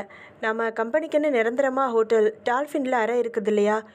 Yes sir. அறை எண் 117. கரெக்ட். சொன்னேன் இல்லை, அந்த பொண்ணு நூர்ஜஹான் இன்றைக்கி மலைக்கோட்டையில் திருச்சி போகிறா. சொன்னீங்க சார். அவளை வழி அனுப்பி வச்சுட்டு சரியாக 10:15 மணிக்கெல்லாம் ஹோட்டல் டால்ஃபினுக்கு வந்துடுறேன். நீ என்ன செய்கிற? சொல்லுங்கள். செய்கிறேன். ராம்பிரசாத்துக்கு மாற்றத்தை தெரியப்படுத்திட்டு 9:30 மணிக்கு அவரை ஹோட்டல் சோலாவில் பிக்கப் பண்ணிட்டு போய் டால்ஃபினுக்கு வந்துடுறேன். நீயும் விருந்தில் கலந்துக்கிற. சார், நான் தான். சரி, வழக்கம் போல் கோலா உறிஞ்சு. விருந்துக்கு பின்னாடி அவரை திரும்ப சோலாவில் கொண்டு போய் விட்டுட்டு நீ வீட்டுக்கு போ. டாக்ஸியில் தானே அவரை? முட்டாள், இப்போ மணி 7:10 தான் ஆகுது. ஆட்டோ பிடிச்சி என் வீட்டுக்கு வந்து சுவாமிநாதன் கிட்ட. இல்லை, சுவாமிநாதன் போயிருப்பான். வேல்மணிக்கிட்ட பியர்ட் காரோட சாவியை வாங்கிக்கோ. 50க்கு மேலே பாயாத. அப்புறம் டால்ஃபினில் ஏதாவது ஐட்டங்கள் ஃபோன் மூலமாக ஆர்டர் கொடுத்துரு. முக்கியமானதை விட்டுடாத. என்ன வாங்குற? பாரில் கொள்ளையடிப்பான். என்ன வாங்கட்டும்? ஜீவா ஸ்ரீகால்? வேணாம், கருப்பும் வெள்ளையும் வாங்கு 2. சரி சார். ரிசீவரை வைத்தார் ஜெயபிரகாஷ். 8 மணிக்கிட்டான்னு வாட்ச்மேன் கந்தையா வந்துடுவான். அதுக்குள்ளே நூர்ஜஹானை சுத்தமாக பார்சல் செஞ்சு சுத்தம் செஞ்சு அறையெல்லாம் துடைச்சி ஜெயபிரகாஷ் கோட்டையை கழற்றி சோஃபாவில் போட்டுவிட்டு பட்டன்களை கழற்றி முழுக்கை சட்டையை உயரே ஏற்றி விட்டு கொண்டு நூர்ஜஹாரின் பிணம் கிடந்த அறைக்குள் போனார். சாரிம்மா, நான் இப்படியெல்லாம் எதிர்பார்க்கவே இல்லை. ஒழுங்கா உன்னை என் வீட்டிலேயே தங்க வச்சிருக்கலாம். ச்சே, எவ்வளோ பெரிய சிக்கல். பாத்ரூம் போய் பக்கெட்டில் தண்ணீர் கொண்டு வந்தார். 20 நிமிடங்களில் தேடி தேடி இரத்தக்கரைகளை துடைத்தார். பாத அச்சுக்கள், தன் ஷூவில் பதிந்திருந்த திப்பி, ஸ்விட்ச், கைப்பிடி, சுவரின் ஓரத்தில் படிந்திருந்த புள்ளிகள், இப்படி எல்லா கரைகளையும் விடாமல் துடைத்தார். கட்டிலின் மேல் ஒரு துளி இரத்தம் கூட நல்ல வேளையாக இல்லை. விரிப்புகளை சுருக்கம் நீக்கி சரியாக விரித்தார். தலையணைகளை ஒழுங்குபடுத்தினார். கவிழ்ந்திருந்த இரவு விளக்கை நிமிர்த்தினார். அடுத்த காலில் புதிதாய் வைத்திருந்த ரெஃப்ரிஜிரேட்டரின் மேல் சொருகி போடப்பட்டிருந்த தடியான பாலித்தீன் கவரை எடுத்துக்கொண்டார். 5 நிமிடங்களில் நூர்ஜஹான் அந்த பெரிய பாலித்தீன் கவருக்குள் தலையை கவிழ்த்து கொண்டு முடங்கி போய் மூட்டையானாள். தலைப்பை இறுக்கமாக கட்டினார் சணலால். இனி கொஞ்சம் கொஞ்சம் ஒழுகிற இரத்தமும் வெளியே வராது. பாலித்தீனோட ஊறி வெளியே வர முடியாது. வாசல் கதவை அகலமாக திறந்து வைத்தார். காரின் டிக்கி என்று படமெடுக்க வைத்துவிட்டு சாலையில் ஒரு தரம் பார்த்தார். 2 கோடிலும் ஒரு மின்மினி பூச்சியின் வெளிச்சம் கூட இல்லை. இந்த பங்களா சந்தடிகளுக்கு நடுவே அமையாமல் தனியாக அமைஞ்சது கூட ரொம்ப நல்லது. இந்த சந்தர்ப்பத்தில் உள்ளே போய் நூர்ஜஹான் மூட்டையை சற்று சிரமத்துடன் தூக்கி வந்து டிக்கியில் வைத்தார். கால் பக்கம் சற்று உள்ளே தள்ளி டிக்கியை மூடி பூட்டினார். உள்ளே வந்தார். வழியெல்லாம் கூர்ந்து பார்த்தார். பிளாஸ்டிக் பக்கெட்டில் தண்ணீர் சிவப்பாகி இருந்தது. பாத்ரூமுக்குள் கொண்டு சென்று பேசனில் ஊற்ற போனவர் நிதானித்தார். சாக்கடை தண்ணியிலையும் சோதனை செய்கிறாங்க இப்போ எல்லாம். பங்களாவுக்கு பின்னாடி பின்பக்கம் வந்து செடிகளுக்கு ஊற்றினார். உள்ளே வந்து ஃபேனை போட்டுவிட்டு காய்ந்த துணியை கொண்டு வந்து மறுபடியும் தரையை துடைத்தார். Very good.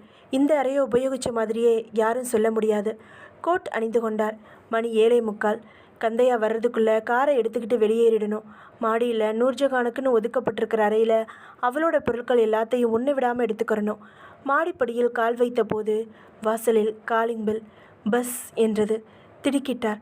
அவசரமாக தாவி ஏறி நூர்ஜஹானின் அறைக்குள் நுழைந்து உள்ளே இருந்த பாத்ரூம் கதவை திறந்து தண்ணீர் பைப்பை திறந்து வைத்தார். பாத்ரூம் கதவை சாத்தினார். அறையை விட்டு வெளியே வந்தார். காலிங் பெல் மறுபடியும் ஒலித்தது. பதட்டமாய் கதவை நெருங்கி திறந்தார். கைத்தடியுடன் தலையில் மஃப்ளருடன் கந்தையா நின்று கொண்டிருந்தான். வணக்கங்க ஐயா, நான் வந்துட்டேன்னு சொல்கிறதுக்காக தான் பெல் அடித்தேன். அவங்க இன்றைக்கி ஊருக்கு போகிறேன்னு சொன்னாங்க ஐயா. நான் தான் ரயில் ஏற்றி விட போகிறேன். நல்லதுங்கய்யா. நான் ஏதாச்சும் செய்யணுமாங்கய்யா? அது ரூமில் பேக்கில் எல்லாம் பேக் பண்ணி வச்சுருக்கு. அதை எடுத்துகிட்டு வந்து காரில் வை. சரிங்கய்யா. கந்தையா மாடி ஏறி போனான். அவளின் பேக்கை எடுத்துக்கொண்டு இறங்கி வந்தான். என்ன பண்ணிகிட்ருக்க அந்த பொண்ணு? ரெடி ஆகிடுச்சா என்றார் ஜெயபிரகாஷ். பாத்ரூமில் இருக்காங்கய்யா.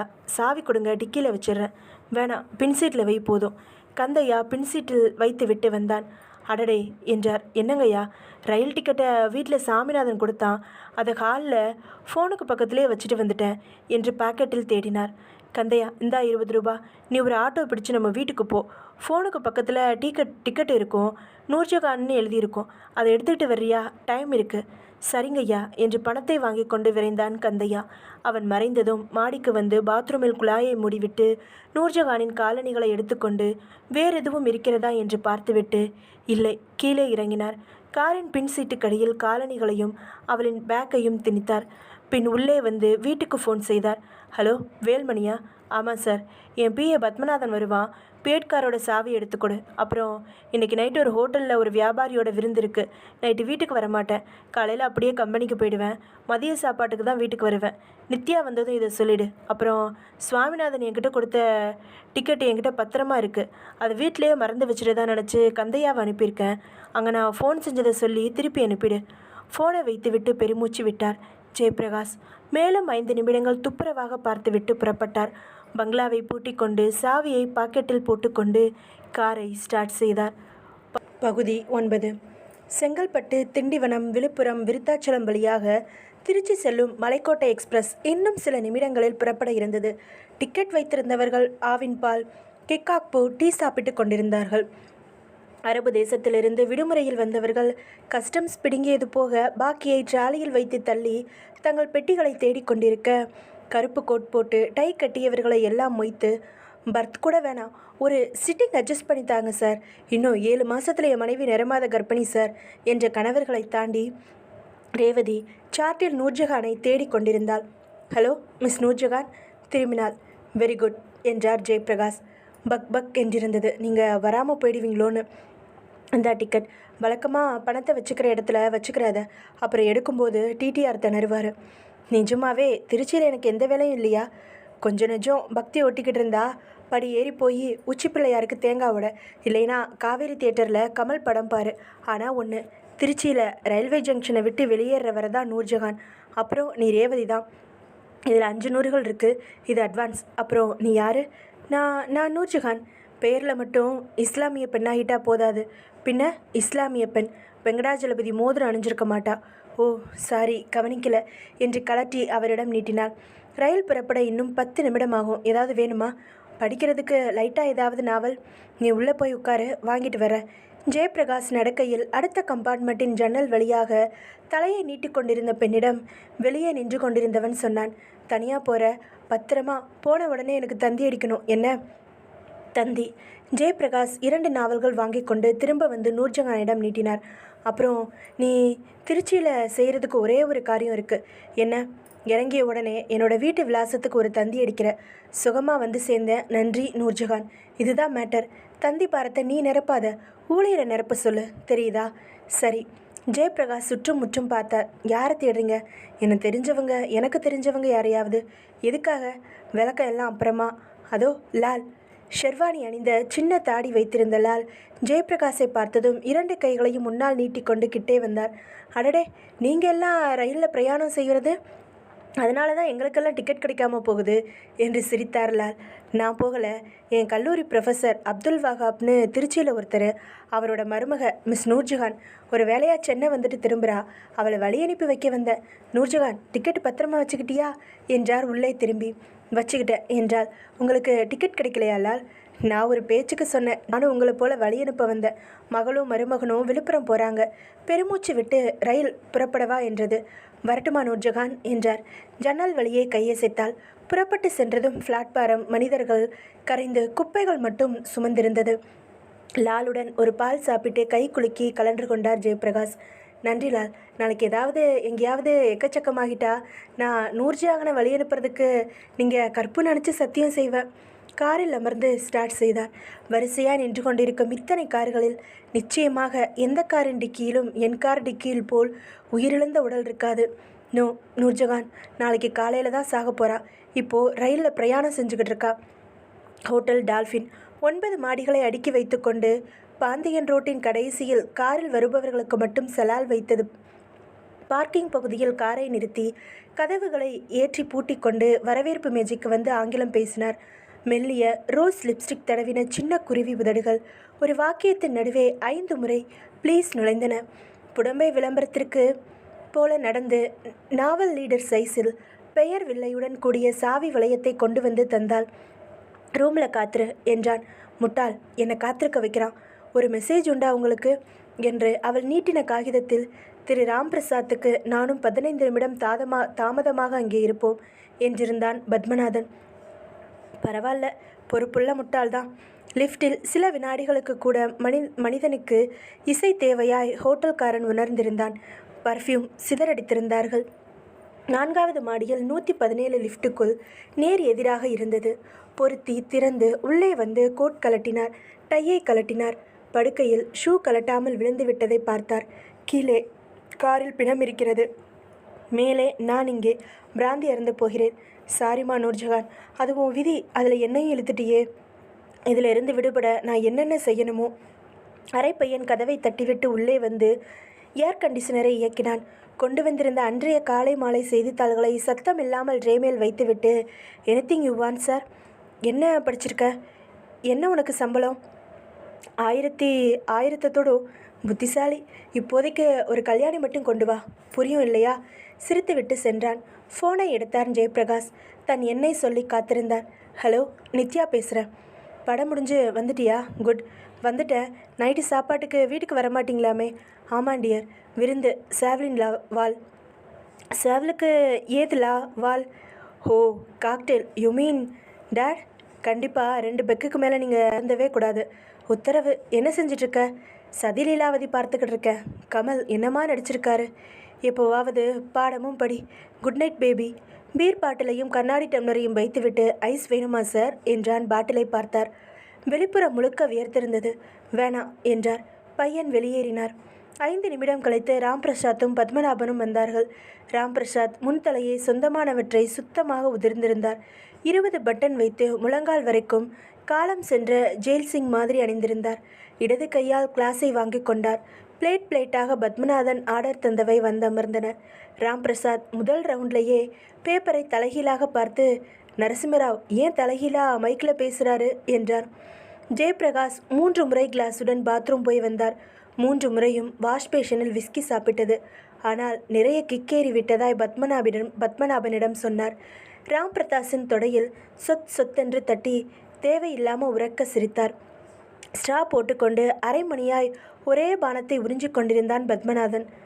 ராம்பிரசாத் ஃப்ளாட் ஆகிற நிலைக்கு கொஞ்சம் பக்கமாய் வருகையில், இதுதான் இல்லை பத்மநாதன், நீ இவரை அழைச்சிட்டு போய் அவரோட அறையில் ட்ராப் பண்ணிடு என்று குளறலாய் சொன்னார் ஜெயபிரகாஷ்.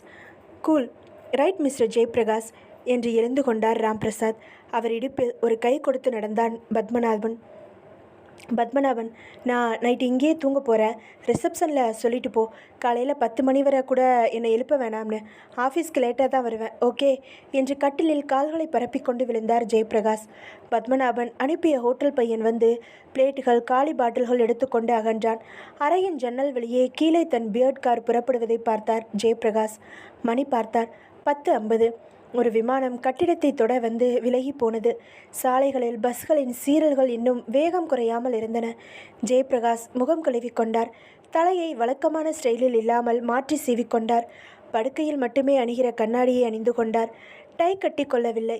கர்ச்சிப்பை கழுத்தில் வைத்து கொண்டார். 11:10க்கு தன் அறையின் விளக்குகளை அணைக்காமல் வெளியேறி, என்னை தொந்தரவு செய்யாதீங்க என்ற அட்டையை கதவில் சொருகிவிட்டு எதிரே லிஃப்ட்டுக்கு வந்து அழைத்து அது வர நுழைந்து ஜி அழுத்தி கீழே வந்து விருட்டென்று வரவேற்பு ஹாலை கடந்து பார்க்கிங் வந்தார். ஹோட்டலை விட்டு வெளியேறியது கார். திருச்சியை நோக்கி செங்கல்பட்டு சாலையில் சீறியது கார். 300 சொச்சம் கிலோமீட்டருக்கு அந்த பக்கம் இருந்து கொண்டு திருச்சி அவரை வருக வணக்கம் என்று வரவேற்றது. பகுதி 10. 4:37 16 வினாடிகளின் போது திருச்சி காவேரி ஆற்றுப்பாலத்தின் மேல் ஜெயபிரகாஷ் காரின் என்ஜின் வாயை பொத்திக் கொண்டது. தலைவிளக்குகளை அணைத்துவிட்டு கீழே இறங்கினார். நடுவில் 2 இடங்களில் காரை நிறுத்தியிருந்தார். மதுராந்தகம் தாண்டி கொஞ்ச தூரத்தில் நிறுத்தி சாலையோரமாய் கிடந்த நிலா சைஸ் கல்லொன்றை சிரமத்துடன் தூக்கி காரில் வைத்து கொண்டார். விழுப்புரம் தாண்டி கொஞ்ச தூரத்தில் நிறுத்தி சாலையோரமாய் செடிகளுக்கு நீர்ப்பாசனம் செய்துவிட்டு வந்தார். பாலத்தின் கட்டை சுவரில் கைகளை ஊன்றி கீழே எட்டி பார்த்தார். கருப்பாய் ஓடியது நீர். குறை நிலவில் கொஞ்சமான வெளிச்சத்தில் சில இடங்களில் மின்னின ஹோ என்ற சத்தம் இல்லை. ஆனால் நீரின் ஒளி இருந்தது. கிழக்கு வானத்தில் லேசாக கருப்பு சாயம் போய்க் கொண்டிருந்தது. காலர்களை காற்று மிதக்க விட்டது. முகத்தில் தடவியது. குளிர் புகுந்து உடம்பை சிலிர்க்க வைத்தது. பாலத்தின் ஒரு முனையில் இரட்டை வெளிச்சங்கள் தோன்ற ஜெயபிரகாஷ் அவசரமாக காரின் பேனட்டை திறந்து வைத்து டார்ச் அடித்தார் உள்ளே. அந்த லாரி உருமலுடன் கடந்து போனதும் ஜெயபிரகாஷ் காரிலிருந்து நூர்ஜஹானின் பேக்கையும் காலணிகளையும் எடுத்துக்கொண்டு டிக்கிக்கு வந்தார். டிக்கியை திறந்து உள்ளேயே வைத்து பாலித்தீன் கவரின் முனையில் கட்டியிருந்த சணலை அவிழ்த்தார். லேசான நெடியடிக்க துவங்கியிருந்தது. பேக்கின் கைப்பிடிக்கு கயிற்றை நுழைத்து அதை உடலின் இடுப்பில் கட்டினார். காலணிகளை மாட்டிவிட்டார். பாலத்தின் 2 முனைகளையும் பார்த்து கொண்டார். இருட்டும் அதன் கார்பன் பிரதியும் இருந்தன. வழியில் எடுத்த கல்லை லூசாக கால்களில் கயிற்றால் கட்டினார். கணம் ஏறியிருந்த நூர்ஜஹானை சற்று சிரமத்துடன் தூக்கினார். கட்டை சுவரை நெருங்கி தூக்கி சொய் பிளக் வட்ட வட்டமாய் அலைகள் புறப்பட்டு கரையை நோக்கி பயணப்பட்டன. நிச்சயமா ஒரு நாளாவது ஆகும் எங்கேயாவது ஒதுங்கிறதுக்கு. நூர்ஜஹான், உன்னோட இறுதி சடங்குகள் அர்த்த ராத்திரியில் இப்படி வித்தியாசமான முறையில் நடக்கணுங்கிறத உங்கள் அல்லாவோட விதித்தது தான் இது. டிக்கியை மூடி பேனட்டை மூடி காரில் அமர்ந்து புறப்பட்டார். பாலத்துக்குள்ளேயே திரும்பி கியர் மாற்றி பாலத்தின் நிலையில் நன்றி மீண்டும் வருக எனும் போர்டுக்கு நோ, இந்த மாதிரி வேலையோடு வரமாட்டேன் என்று முணுமுணுத்தார். 30 கிலோமீட்டர்கள் கடந்த பின் நிறுத்தினார். சாலையோரமாய் இறங்கி டிக்கியில் இருந்த பெரிய பாலத்தின் கவரை எடுத்து செடிகள் மண்டியிருந்த ஓரத்தில் போட்டார். கைகளில் அணிந்திருந்த கையுறைகளை கழற்றி அத்துடன் போட்டார். டிக்கியில் இருந்த கேனில் இருந்து பெட்ரோல் கொஞ்சம் அவை மேல் ஊற்றினார். தீக்குச்சி கிழித்து மேலே போட்டார். நாற்றத்துடன் புசுங்கியது பாலித்தீன் சாக்கு. சுத்தமாய் பிட் பாக்கி இல்லாமல் எல்லாம் எரிந்து சாம்பலானதும் அவற்றை கைகளால் அள்ளிச் சென்று அருகில் ஓடிக்கொண்டிருந்த வாய்க்காலில் போட்டார். கைகளை தட்டிக்கொண்டு காரில் அமர்ந்தார். தூரத்தில் விடிந்து கொண்டிருந்தது. காரின் ஸ்பீடா மீட்டர் 80 தொட்டது. 90 உரசியது. 100 பக்கம் பார்த்தது. பகுதி 11. கொட்டாவி விட்டார் ஜெயபிரகாஷ். டெலிஃபோனை எடுத்தார். குட் மார்னிங் சார், உங்களுக்கு நான் என்ன செய்யணும் என்றான் ஹோட்டலின் ஆப்ரேட்டர். மசாஜ். என்ன மசாஜ் செஞ்சுக்கிற எங்கள் வசதி இருக்குதுல்லவா என்று கேட்டேன். இருக்கு, கிரவுண்ட் ஃப்ளோரில் இடது பக்கமாக திரும்பினா. திரும்பிக்கிறேன். இப்போது இந்த என்னோட கனெக்ஷன் கொடுங்க. கொடுத்த பின் யுனிவர்சல் ஃப்ளைவுட்ஸ் இண்டஸ்ட்ரியலோட எம்டி இருக்கார் இல்லையா, அவர் இன்றைக்கி தாமதமாக அலுவலகம் வருவார். நீங்கள் யார் பேசுகிறது? தாமதமாக வரப்போகிற எம்டி தான் பேசுகிறேன். Sorry sir. Good morning sir. எத்தனை தடவை என் குரலை கேட்டிருக்க ரோசி? கையில் என்ன வச்சுருக்க? வாரப்பத்திரிக்கையா? ஆமாம். இல்லை சார். பத்மநாபனை பேச சொல்லு. வினாடிகளில் பத்மநாபன் பேசினான். சற்று முன்தான் எழுந்தேன். உடம்பெல்லாம் களைப்பு. விட்டால் 2 நாள் புரண்டு கூட படுக்காமல் தூங்குவேன். மேனேஜர் வந்துட்டார் இல்லையா? சரி, அவரை கலந்துக்கிட்டு நான் கையெழுத்து போட வேண்டிய செக்குகளை ஃபைல்களை தூக்கிக்கிட்டு வீட்டுக்கு வந்துடுறியா? அவசரமான விஷயங்களுக்கு வீட்டில் என்ன தொடர்புகளை சொல்லு. இன்றைக்கி முழுக்க நான் கம்பெனி பக்கம் வரப்போகிறதில்ல. வைத்து விட்டு வெந்நீரில் குளித்தார். உடை அணிந்து கொண்டு அறையை பூட்டி சாவியை ஒப்படைத்து விட்டு காரை எடுத்துக்கொண்டு தன் பங்களாவுக்கு வந்தார். குட் மார்னிங் டாட் என்றாள் நித்யா. ஹே, மணி 11 ஆகுது. காலேஜ் போகலையா? Strike leave. எதுக்காக ஸ்ட்ரைக்? லீவ் விட சொல்லி என்று சிரித்தார். டாட், அந்த பொண்ணு நூர்ஜஹான் சுகமாக போய் சேர்ந்துட்டதா தந்தி கொடுத்துருக்கா. கொஞ்சம் முன்னாடி தான் வந்தது என்று புத்தக ஷெல்ஃபுக்கு சென்று எடுத்தாள். பெருமூச்சு விட்டார். வாங்கி பார்த்துவிட்டு பாக்கெட்டில் வைத்து கொண்டார். தன் அறைக்கு வந்தார். திருச்சிக்கு அப்துல் வஹாப் சாருக்கு பிசிஓ கால் ஒன்று புக் செய்தார். வேல்மணி அழைத்து என்ன இருக்கோ கொண்டு வா என்றார். வந்ததும் சாப்பிட்டு விட்டு கை கழுவினார். கட்டிலில் படுத்து உறங்கினார். 12 மணிக்கு டெலிஃபோன் எழுப்பியது. ஹலோ, நான் ஜெயபிரகாஷ் பேசுகிறேன் சார். எப்படி இருக்கீங்க?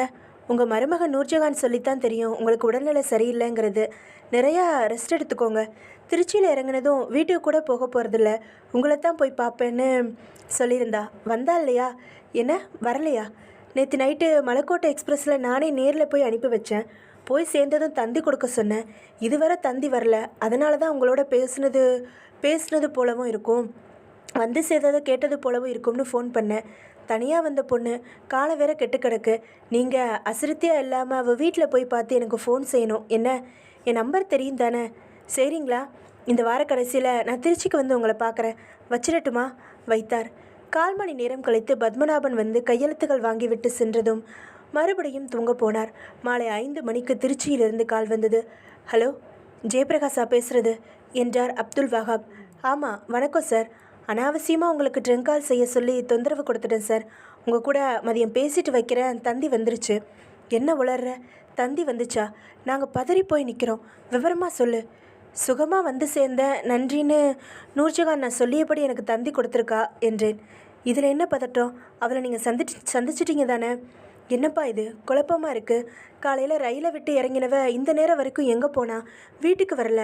மற்ற உறவினர்கள் வீட்டையும் விசாரிச்சிட்டோம். உனக்கு தந்தி கொடுத்துருக்கான்னா தந்தி கொடுத்துட்டு வீட்டுக்கு வராமல் எங்கே போவா? என்ன சார் சொல்கிறீங்க? வீட்டுக்கு வரலையா? இல்லையே. எத்தனை மணிக்கு தந்தி கொடுத்துருக்கா பாரு.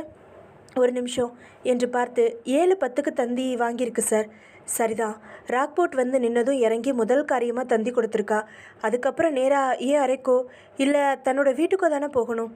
பதறாமல் மற்ற உறவினர்களோட வீட்டுக்கு ஒன்று விடாமல் பாருங்கள். நைட்டு வர பார்த்துட்டு போலீஸில் ஒரு கம்ப்ளைண்ட் கொடுத்து வைங்க. அலட்சியப்படுத்தாமல். வயிற்றில் என்னவோ செய்து எங்களுக்கு. சரி, முயற்சிக்கிறோம். அப்புறம் தகவல் தெரிவிக்கிறேன். வச்சிடுறேன். நல்லது சார். ஜெயபிரகாஷ் ரிசீவரை வைத்துவிட்டு நகம் கடித்தார். எத்தனை பேர் பாவம் பதட்டத்தோடு தவிக்கிறாங்க. அநியாயமாக அந்த சின்ன பொண்ணை சிதறடித்த அந்த பாவி மட்டும் யாருன்னு தெரிஞ்சால் கரும்பு ஜூஸ் பிழிகிற பாத்திரத்தில் வச்சு விரலாக நுழைச்சி ஜக்கு முழுக்க ரத்த ஜூஸ் தான். பகுதி 12. அந்த குடிசையில் சிம்னி விளக்கு நெருப்பு நாடா சுமந்திருந்தது. தூளியில் குழந்தை சர் என்று பாத்ரூம் போனது. மொழுகின தரையில் ஊர்வலம் வந்து படுத்திருந்த அவளின் கன்னத்தை தொட எழுந்து கொண்டாள். முந்தானையால் துடைத்து கொண்டு எழுந்து ஓரமாயிருந்த சாக்கை இழுத்து போட்டு தூளியில் அப்படியே குழந்தையை புரட்டினாள். சற்று தள்ளி படுத்திருந்த ராகவை தாண்டி கொண்டு குடிசையின் பின்பக்கம் வந்தாள். கயிற்றுக்கட்டிலில் வானம் பார்த்து படுத்திருந்த புருஷன் அருகில் மெல்ல வந்து அமர அவன் கொட்ட கொட்ட விழித்து கொண்டு நட்சத்திரம் பார்த்து கொண்டிருந்தான். அட, இன்னும் தூங்கலையா நீ? பதிலில்ல. என்னவோ முணங்கின அவன் உதடுகள் கவனித்தன. சத்தியந்தாயி, நான் ஒன்றுமே செய்யலை. ஆனால் பாவினா இல்லை, அது கொலை இல்லை, அவளா மோதிக்கிட்டா. இந்தா, என்னாச்சு உனக்கு என்று உலுக்கியவள் திடுக்கிட்டாள். உடம்பு மிகவும் சுட்டது. ஐயோ, என்ன இப்படி கொதிக்குது? இந்தாங்க, உங்களுக்கு என்னாச்சு? என்னை பாருங்க. சத்தியமா இனி செய்ய மாட்டேன் என்றான் சீனிவாசன். ஐயோ ஏ ராசா, என்னென்னவோ புலம்புறீங்களே என்று அழ ஆரம்பித்தாள். பகுதி 13. மறுநாள் மாலை பேப்பர்களில் காவேரி ஓரம் கண்ணியின் பிணம், கற்பழித்து கொலை, போலீசார் தீவிரம் என்ற தலைப்பு செய்திக்கு உள்ளே நூர்ஜஹானின் மரணம் வந்திருந்தது. அரசினர் மருத்துவமனையில் பொட்டலம் கட்டித்தந்த நூர்ஜஹானை அவளின் வயதான அப்பா வாங்குவதற்கு முன் 4வது தடவையாக மயக்கம் போட்டார். இறுதிச் சடங்குக்கு அப்துல் வஹாப் போன் மூலம் செய்தி சொல்ல ஜெயபிரகாஷ் வந்திருந்தார். இவர்தான் இன்ஸ்பெக்டர் குருதேவ். இந்த கேஸை எடுத்துக்கிட்டு இருக்கவர் இவர் திரு Jayaprakash, universal plywood industrial MD. நான் சொன்னேனே, இவர் பங்களாவில் தான் சென்னையில் 2 நாளாக தங்கிட்டு புறப்பட்டா பாவி மக என்றால் அப்துல் வஹாப் வீங்கின கண்களுடன். இன்ஸ்பெக்டர் குருதேவ் ஏராள மரியாதையுடன் கைக்குலுக்கினார். யார் செஞ்ச வேலை இன்ஸ்பெக்டர்? எத்தனை இளமையான பெண் என்றான் ஜெயபிரகாஷ்.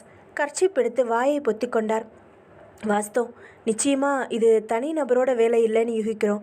போஸ்ட்மார்ட்டம் ரிப்போர்ட்டில் இறந்த நேரம் சரியாக கிடைக்கல. உடம்பு ரொம்பவே ஊறி போனதால் நிச்சயம் 24 மணி நேரங்களுக்கு முன்னாடிங்கிறத மட்டுமே டாக்டரார் உறுதி செஞ்ச முடிஞ்சது. உடலோட கட்டப்பட்டிருந்த பேக்கில் விலாசமும் பேங்க் பரீட்சைக்கான ஹால் டிக்கெட்டும் இருந்துச்சு. சுலபமாக அடையாளம் கண்டுக்கிட்டோம். ஆனால் லாஜிக் இடிக்குது சார். என்கிட்ட விளக்கலான்னா விளக்குங்க இன்ஸ்பெக்டர். ரிசர்வேஷன் லிஸ்ட்டை சரி பார்த்தேன். எக்மோர்லேருந்து திருச்சிக்கு பயணப்பட்டிருக்கா. திருச்சி வந்ததுக்கப்புறம் 7:10க்கு தந்தி கொடுத்துருக்கா உங்களுக்கு. அந்த நேரம் வெளிச்சமாகிக்கிட்டு இருக்கோம், பகல். போஸ்ட்மார்ட்டம் ரிப்போர்ட் படி பார்த்தா இறந்த நேரம் ஒத்துப்போகுது. ஆனால் பகலில் ஒரு பொண்ணை கடத்திட்டு போய் கற்பழித்து அதுக்கப்புறம் கொலை செஞ்சு அப்புறம் பொறுப்பாக அவளோட உடைமைகளோட அவளை ஆற்றுல வீசி வரிசையாக இடிக்குதே. எப்படி? கற்பழிக்கிறவனோட சைக்காலஜி எனக்கு தெரியும். அவனோட தேவை உடல். தேவை பூர்த்தியானதுக்கப்புறம் ஓடிடுவான். கொலை செய்ய வேண்டிய அவசியமே இல்லையே. கற்பழித்த நபர் அந்த பொண்ணுக்கு அறிமுகமானவனாக இருந்தா அவள் வெளியே சொல்லிடக்கூடாதுங்கிறதால கொலை செய்ய முன்வரலாமே. இந்த கோணத்தில் தான் நான் இந்த இடரலை ஜீரணம் செய்கிறேன். அப்புறம் கொலை செஞ்ச உடம்பை தூக்கிட்டு வந்து ஆற்றுல வீசினதோடு இல்லாமல் அவளோட பேக்கையும் உடம்பில் கட்டி எத்தனை பொறுமை பாருங்க. வெறி முடிஞ்சதும் மனிதாபிமானம் பிறந்திருக்கலாம். வெறியே தான் முடியலையே. வெஜைனல் பாகங்களில் கற்பழிப்பு நோக்கத்தோடு செய்யப்பட்ட காயங்கள் மட்டுமே இருக்குது. சரியாக கற்பழிப்பு நடைபெறலை. புரியுதா நான் சொல்கிறது? அப்படி இருக்க இவ்வளவு நடந்தது பகலில். ரொம்பவே துணிச்சல்கார குற்றவாளி அவ. சாரி, உங்களை கேஸை விலக்கி போரடிச்சிட்டேன். இனி என்னோட சொந்த தலைவலி. நான் பார்த்துக்கிறேன். அநேகமாக இந்த ஃபைல் மூடப்படுங்கிற நம்பிக்கை எனக்கு இல்லை. ஒரு சின்ன தடயமோ ரேகையோ இல்லை. பார்க்கலாம் என்று நடந்தார் குருதேவ். என்ன கண்டுபிடிச்சி என்ன என்றார் அப்துல் வஹாப். அதான நம்ம இழந்ததை ஈடு செய்யுமா என்றார் ஜெயபிரகாஷ். பகுதி 2. இதோ பார் பரத், இன்னொரு முறை இந்த மாதிரி ஓவிய கண்காட்சிக்கு என்னை அழைச்சிட்டு போனாலும் சரி, இல்லை நீ மட்டும் தனியாக போனாலும் சரி, இந்தியன் ஃபீனல் கோட் டெஸ்ட் பிரிவின்படி 6 மாதத்துக்கு உனக்கு முத்தம் கொடுக்க மாட்டேன் என்றாள் சுசீலா. பைக்கின் பின் சீட்டிலிருந்து அணிந்திருந்த பனியனில் சம்மர் ரிசார்ட்ஸ் எழுத்துக்கள் ப்ளசன்ட் ரெட் கலரில் மின்னின. அப்படி என்ன வரைஞ்சிட்டாங்க நீ கோவப்படுறபடி? நிர்வாண கோணத்தில் தெய்வீகம் இருக்குது. அதனால தான் குழந்தை சட்டி போடாமல் பிறக்குது. கிழவனுக்கு கோமணத்தை கூட அவிழ்த்துட்டு கொளுத்துறாங்க. தூரிகையினால் மனசு சலனப்படுத்துகிறவரை வரைய முடியுமானா அங்கே நிர்வாணத்தை விட ஓவிய திறமை பளிச்சிடலையா சுசி என்றான் பரத் முன் சீட்டிலிருந்து. அதென்ன 2 பளிச், ஒன்று இடத்துக்கு இன்னொன்று வளத்திற்கு. யூ என்று முதுகில் குத்தினாள். ச்சே, மனுஷன் விழியை விரித்து ரசிக்கிறான். என்ன மரியாதை கடிபடுது? உனக்கு பொறாமை. என்ன சொன்ன? ஓவியத்தை பார்த்துட்டு உனக்கு பொறாமை? பரத், என்னை ரொம்ப மோசமாக இன்சல்ட் பண்ணுற. எனக்கு ஒன்றும் ஃபாய்ஸ் ஃபிகர் இல்லை. நான் ஒன்றும் ஏங்க தேவையில்லை. அடடா, நீ அப்படி 2வது அர்த்தத்துக்கு போனியா? நம்மால் அப்படி வரைய முடியலேங்கிற பொறாமை உனக்குன்னு நேரான அர்த்தத்தில் தான் நான் சொன்னேன். உன்னை என் செல்ல ராஸ்கலே இறுக்கமாக இணைத்து கொள்ள ஆகா ஆகா ஓவியம்தான் பொறாமப்படணும். இடுப்பை விடு சுசி, எல்லாரும் பார்க்குறாங்க என்று பைக்கை நிறுத்தினான் பரத். இடுப்பில் நறுக்கென்று கிள்ளிவிட்டு குதித்திறங்கினாள் சுசிலா. ஹெல்மெட்டை கலற்றி கையில் வைத்து கொண்டு நடந்தான் தன் போர்ஷனை நோக்கி. பைக்கின் சாவியை எடுத்துக்கொண்டு தொடர்ந்தாள் சுசி. சுசி, மணி 10:30, கொலைப்பசி. சாப்பிட என்ன வச்சிருக்கிற? சட்னிக்கு துருவினது போக மிச்சம் கொஞ்சம் தேங்காய் இருக்குது. ச்சே, நீ எல்லாம் என் காதலியா? மனம் செஞ்சுக்கிற எண்ணத்தை தூக்கி எறிஞ்சிட்டேன். பரவாயில்ல, அப்புறமா தேடி பொறுக்கிக்கரலாம் என்று கதவை திறந்தாள். உள்ளே வந்தார்கள். இரட்டை டியூப்லைட் உடனே வெளிச்சம் பெய்தன. உண்மையா சாப்பிட எதுவுமே இல்லையா? நகி என்ற போது டெலிஃபோன் ஒலித்தது. டெலிஃபோனை இடம் சுசி. ராமச்சந்திரன் தூக்கம் வராவிட்டா வாயேன் செஸ் விளையாடலான்னு சொல்லுவான். நான் தூங்கிட்டேன்னு சொல்லு, நம்ப மாட்டான். ரிசீவரை கொண்டு வா, கிட்ட கொண்டு வா, கொரட்டை விடுறேன். சுசீலா டெலிஃபோனை எடுத்தாள். ஆமாம், இதுதான் இருக்காரு. நீங்கள் யார்? ஒரு நிமிஷம் என்று பொத்தி கொண்டு புதுக்குரல். உங்ககிட்ட தான் பேசணுமா? ஜெயபிரகாஷ்னு சொல்கிறாரு என்றாள். பரத் படுக்கையிலிருந்து எழுந்து போய் ரிசீவரை வாங்கி கொண்டான். ஹலோ, பரத் பேசுகிறேன். வணக்கம். இந்த நேரத்தில் தொந்தரவு செய்கிறேன். சாரி, யுனிவர்சல் ஃப்ளைவுட் இண்டஸ்ட்ரியோட எம்டினா? யுனிவர்சல் ஃப்ளைவுட் இருங்க. பாரிஸ் பகுதியில் ஒரு பொண்ணோட அவுட்லைனில் ஃப்ளைவுட் கட் செய்து வச்சு வினாடிகளில் அது திரும்பி ஆனாகி. எஸ், அது எங்களோட விளம்பரம் தான். சொல்லுங்கள், என்ன விஷயம்? சிரமம் பார்க்காம நேரில் என் பங்களாவுக்கு வந்து என்னை சந்திக்க முடியுமா? எனக்கு உங்களோட உதவி தேவை. விலாசம் சொல்லுங்கள் மிஸ்டர் ஜெயபிரகாஷ். சொன்னதும், நான் வர்றதுனால ஒரு சின்ன கண்டிஷன். என்ன? வெறும் காஃபி இல்லை டீ போதாது, டிஃபன் தேவை 2 பேருக்கு என்று வைத்தான் பரத். நைட்டிக்குள் நுழைந்து கொண்டிருந்த சுசிலா பட்டன் போடு முன் கேட்டாள். என்ன பரத், வெளியில் போறியா? நானும் வரணுமா? ஆமாம், your Saturday is higher than Sunday. உடை மாற்றி கொண்டு வந்து உன் கண்களை குத்துறம் பாரு. விவஸ்தை இல்லாமல் வாக்கியம் அமைக்கிற. நீ இப்படி சொல்கிற, பரவாயில்லையே, புதுசாக இருக்கே இந்த சென்டென்ஸ் என்கிறார்கள் பல பெண்கள். சந்திக்கும்போது சவுக்கால் அடிக்கிறவங்கள. சரி வா, நான் ரெடி. கார் வேண்டாம் சுசி, பைக் தான் வசதி என்று கண்ணடித்தான். ஷோ கடந்த 38 மணி நேரங்களாக தங்களோட மகளை காணலை என்றான் பரத். வாஷ் பேஷன் குழாயின் குரலை நிறுத்திவிட்டு தொங்கின தேங்காய்ப்பூ துண்டில் கையை துடைத்தி கொண்டு, இதில் முழுக்க முழுக்க ஒரு இரவு அடங்கியிருக்கு பரத். அதுதான் என்னோட கவலையே கூர்த்திட்டுது என்றார் ஜெயபிரகாஷ். சுசிலா சற்று தள்ளி மூங்கில் சேரில் சாய்ந்து கொண்டு வாரம் 2 முறை ஜூனியர் விகடனை புரட்டினாள். பக்கத்திற்கு பக்கம் 8வது உலகத்தமிழ் மாநாட்டை அலசியிருந்தார்கள். நேத்திக்கு காலையில் 8 மணிக்கு எங்கே போகிறதா சொல்லிட்டு போனா. தன்னோட தோழி கார்த்திகாவுக்கு நேரில் போய் பிறந்தநாள் முத்தம் தந்துட்டு வந்துடுறேன்னு சொன்னான். கார்த்திகாவுக்கு நீங்கள் ஃபோன் செஞ்சு விசாரிச்சிட்டேன். காலையிலேயே ஃபோன் மூலமாக வார்த்தை சொல்லி நேரில் வர்றதா சொன்னவ இதுவரை வரவே இல்லை. எங்கே சார் அவ? என்னால் நேத்திக்கு மாலை 5:30 மணிக்கு நான் தான் சமாளிப்பாக பதில் சொல்ல வேண்டியிருந்தது. இதுக்கு முன்னாடி இது போல் நைட்டு முழுக்க வெளியில் இருந்திருக்காங்களா? நெவர். நான் அனுமதிச்சதே இல்லை. எங்கே போனாலும் நைட்டு 10 மணிக்குள்ளே வீட்டில் இருக்கணுங்கிறது என்னோட கண்டிப்பான உத்தரவு. எதில் போனா? காரில் இல்லை, ஹைனட்டிக் ஹோண்டாவில். போலீஸ்கிட்ட சொல்லிடுறது நல்லதுன்னு நினைக்கிறேன். வண்டியை வச்சு கொஞ்சம் முயற்சி பண்ண தொடங்குவாங்க. எனக்கு போலீஸ்கிட்ட போக விருப்பம் இல்லை. உன்னை ப்ரைவேட்டாக அணுக விரும்பித்தான் தொடர்பு கொண்டேன். அவங்களுக்கு வந்த ஃபோன் கால்கள் எங்களுக்கு பெங்களூர் போயிருக்கா, வர 2 நாள் ஆகாம்னு பதில் சொல்லியிருக்கேன். என் வீட்டுக்குள்ளே போலீஸ் நுழைஞ்சு உருவாக்குற காட்சிகளை நான் விரும்பலை. உங்களோட எண்ணம் புரியுது, ஆனால் அவங்களோட வசதிகள் வேறு. எனிவே, டிராஃபிக் டிபார்ட்மெண்ட்டில் ஆர்டிஓ அலுவலகத்தில்னு எனக்கு நபர்கள் இல்லாமல் இல்லை என்றாலும், இதோ பார் பரத், இதில் நீ மட்டும் ஏதாவது செய்ய முடியும்னா செய். போலீஸை நான் அழைக்கிறதா இல்லை. உங்கள் கோபம் தேவையில்லாதது. சரி சொல்லுங்கள், உங்கள் பொண்ணு யாரையாவது காதலிக்கிறாளா? தெரியுமா? காதலன் வந்து பிருத்திவிராஜ் வேலை செஞ்சு கவர்ந்து சென்றுட்டாங்கிறியா? அதெல்லாம் இல்லை அலி, அவள் அப்படி இல்லை. நாங்கள் தந்தையும் மகளுமே இல்லை, ஃப்ரெண்ட்ஸ். எதையுமே மறைச்சது கிடையாது. தன்னோட 5 ஃப்ரெண்ட்ஸ் பற்றி, தன்னோட தோழிகள் படிக்கிற புத்தகம் பற்றி, வீடி படம் பற்றி, எந்த சானிட்டரி நாப்கின் சிறந்ததுங்கிறத பற்றி கூட நாங்கள் பேசியிருக்கோம். காதலிக்கிற ரகம் இல்லை. அவளை பலர் காதலிச்சிருக்கலாம். சரி, அப்பட்டமாக சொல்லுங்கள், உங்கள் பயம் என்ன? எங்கே போயிருக்கலாம், இல்லை என்ன வாகியிருக்கலாம்னு பதட்டப்படுறீங்க? என்னால் தீர்மானமாக யூகத்திற்கு வர முடியலை, கற்பனை செய்யவும் முடியலை. அதனால் அவளுக்கு ஆபத்துன்னு மட்டும் மனம் சொல்லுது, துடிக்குது. டெலிஃபோன் குறுக்கிட்டது. ஜெயபிரகாஷ் எழுந்து போய் எடுத்தார். ஹலோ. அமைதி. Hello, Jayaprakash gear. நித்யாவை தேடாத. தூக்கமாக வருது, நாளைக்கு பேசுகிறேன், குட் நைட். எதிர்முனை வைக்கப்பட பதட்டமாய் ஹலோ ஹலோ என்று விட்டு வைத்தார். யாரு என்றான் பரத். ஆண் குரல் தான், அடையாளம் தெரியாத குரல். நித்யாவை தேட வேணாம், நாளைக்கு பேசுகிறேன்னு சொல்கிறான். சுசிலா புரட்டி கொண்டிருந்த ஜூனியர் விகடனை மூடிவிட்டு திரும்பினாள். பரத் சிகரெட்டை புதைத்துவிட்டு எழுந்தான். தட் இஸ், நான் யூகிச்சது தான் என்றான் பரத். என்ன யூகிச்ச? சொல்லு, எனக்கு பதறுது. இனிமே பதறதுக்கு வேலையே இல்லை. உங்கள் மக சகல சௌபாக்கியங்களோட சௌக்கியமாக இருக்கா. உங்களுக்கு மகளை பற்றின கவலை வேண்டாம். இனி நீங்கள் சம்பாதிச்ச பணத்தை பற்றி தான் கவலைப்பட்டால் போதுமானது. யூ மீன் இது ஒரு பிளாக்மெயில்? இதில் சந்தேகம் வேற உங்களுக்கா? அவன் சொன்னதை அப்படியே வார்த்தை மாறாமல் சொல்லுங்கள் சொன்னார். வெரி குட், தாராளமாக நீங்கள் தூங்கலாம். அப்புறம் எனக்கு பணம் பெருசு இல்லை, என் மக தான் பெருசுன்னு எல்லாரையும் போல் சென்டிமெண்ட்டில் மிதக்காதீங்க. ரெண்டுமே பெருசு. நீங்கள் சம்பாதிச்ச லட்சங்களை அனாவசியமாக இழக்கிறதுங்கிறது கொடுமை. உங்கள் மகளை ஒரு ஆய்வு கூட இல்லாமல் உங்கள்கிட்ட சேர்க்க வேண்டியது என்னோட கடமை. உங்கள் மகளோட ஃபோட்டோ ஒன்று எடுத்து வைங்க. நாளைக்கு காலையில் நான் இங்கே இருப்பேன். உங்கள் தொலைபேசியில் டேப் இணைக்கிறேன். டெலிஃபோன் டிபார்ட்மெண்ட்டில் எனக்கு சில ரசிகர்கள் இருக்காங்க. இது என்ன, அசோக் நகர் ஏரியா தானே? சரி, பார்க்கலாம், வரட்டுமா என்று புறப்பட்டான் பரத். உன் தலையீடு அறிஞ்சு அவன் கோபப்பட்டா? ஏன் தலையீடு அவனுக்கு தெரிய போகிறதில்ல. இனி உங்கள் கவலையில் எல்லாம் என் மேலே சுமத்திடுங்க. உங்கள் மக உங்கள்கிட்ட பைசா செலவில்லாமல் இருக்கிறதுக்கு நான் உத்தரவாதம் தர்றேன். எனக்கு என்னவோ பயமாக தான் இருக்குது.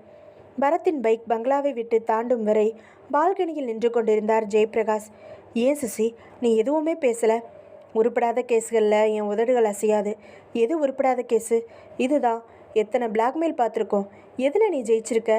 பணையத் தொகையை தந்து தான் மீட்டிருக்க. தன்னோட கஸ்டடியில் பொண்ணை வச்சுக்கிட்டு பேரம் பேசுகிறவனை மடக்கிறது சிரமம் பரத். நீ தோற்று போக போகிற. அதனால தான் நான் எதுவும் பேசலை. வண்டியை நடு சாலையில் திரும்பினான். இதோ பார் சுசி, உன் நெஞ்சை தொட்டு சத்தியம் பண்ணு.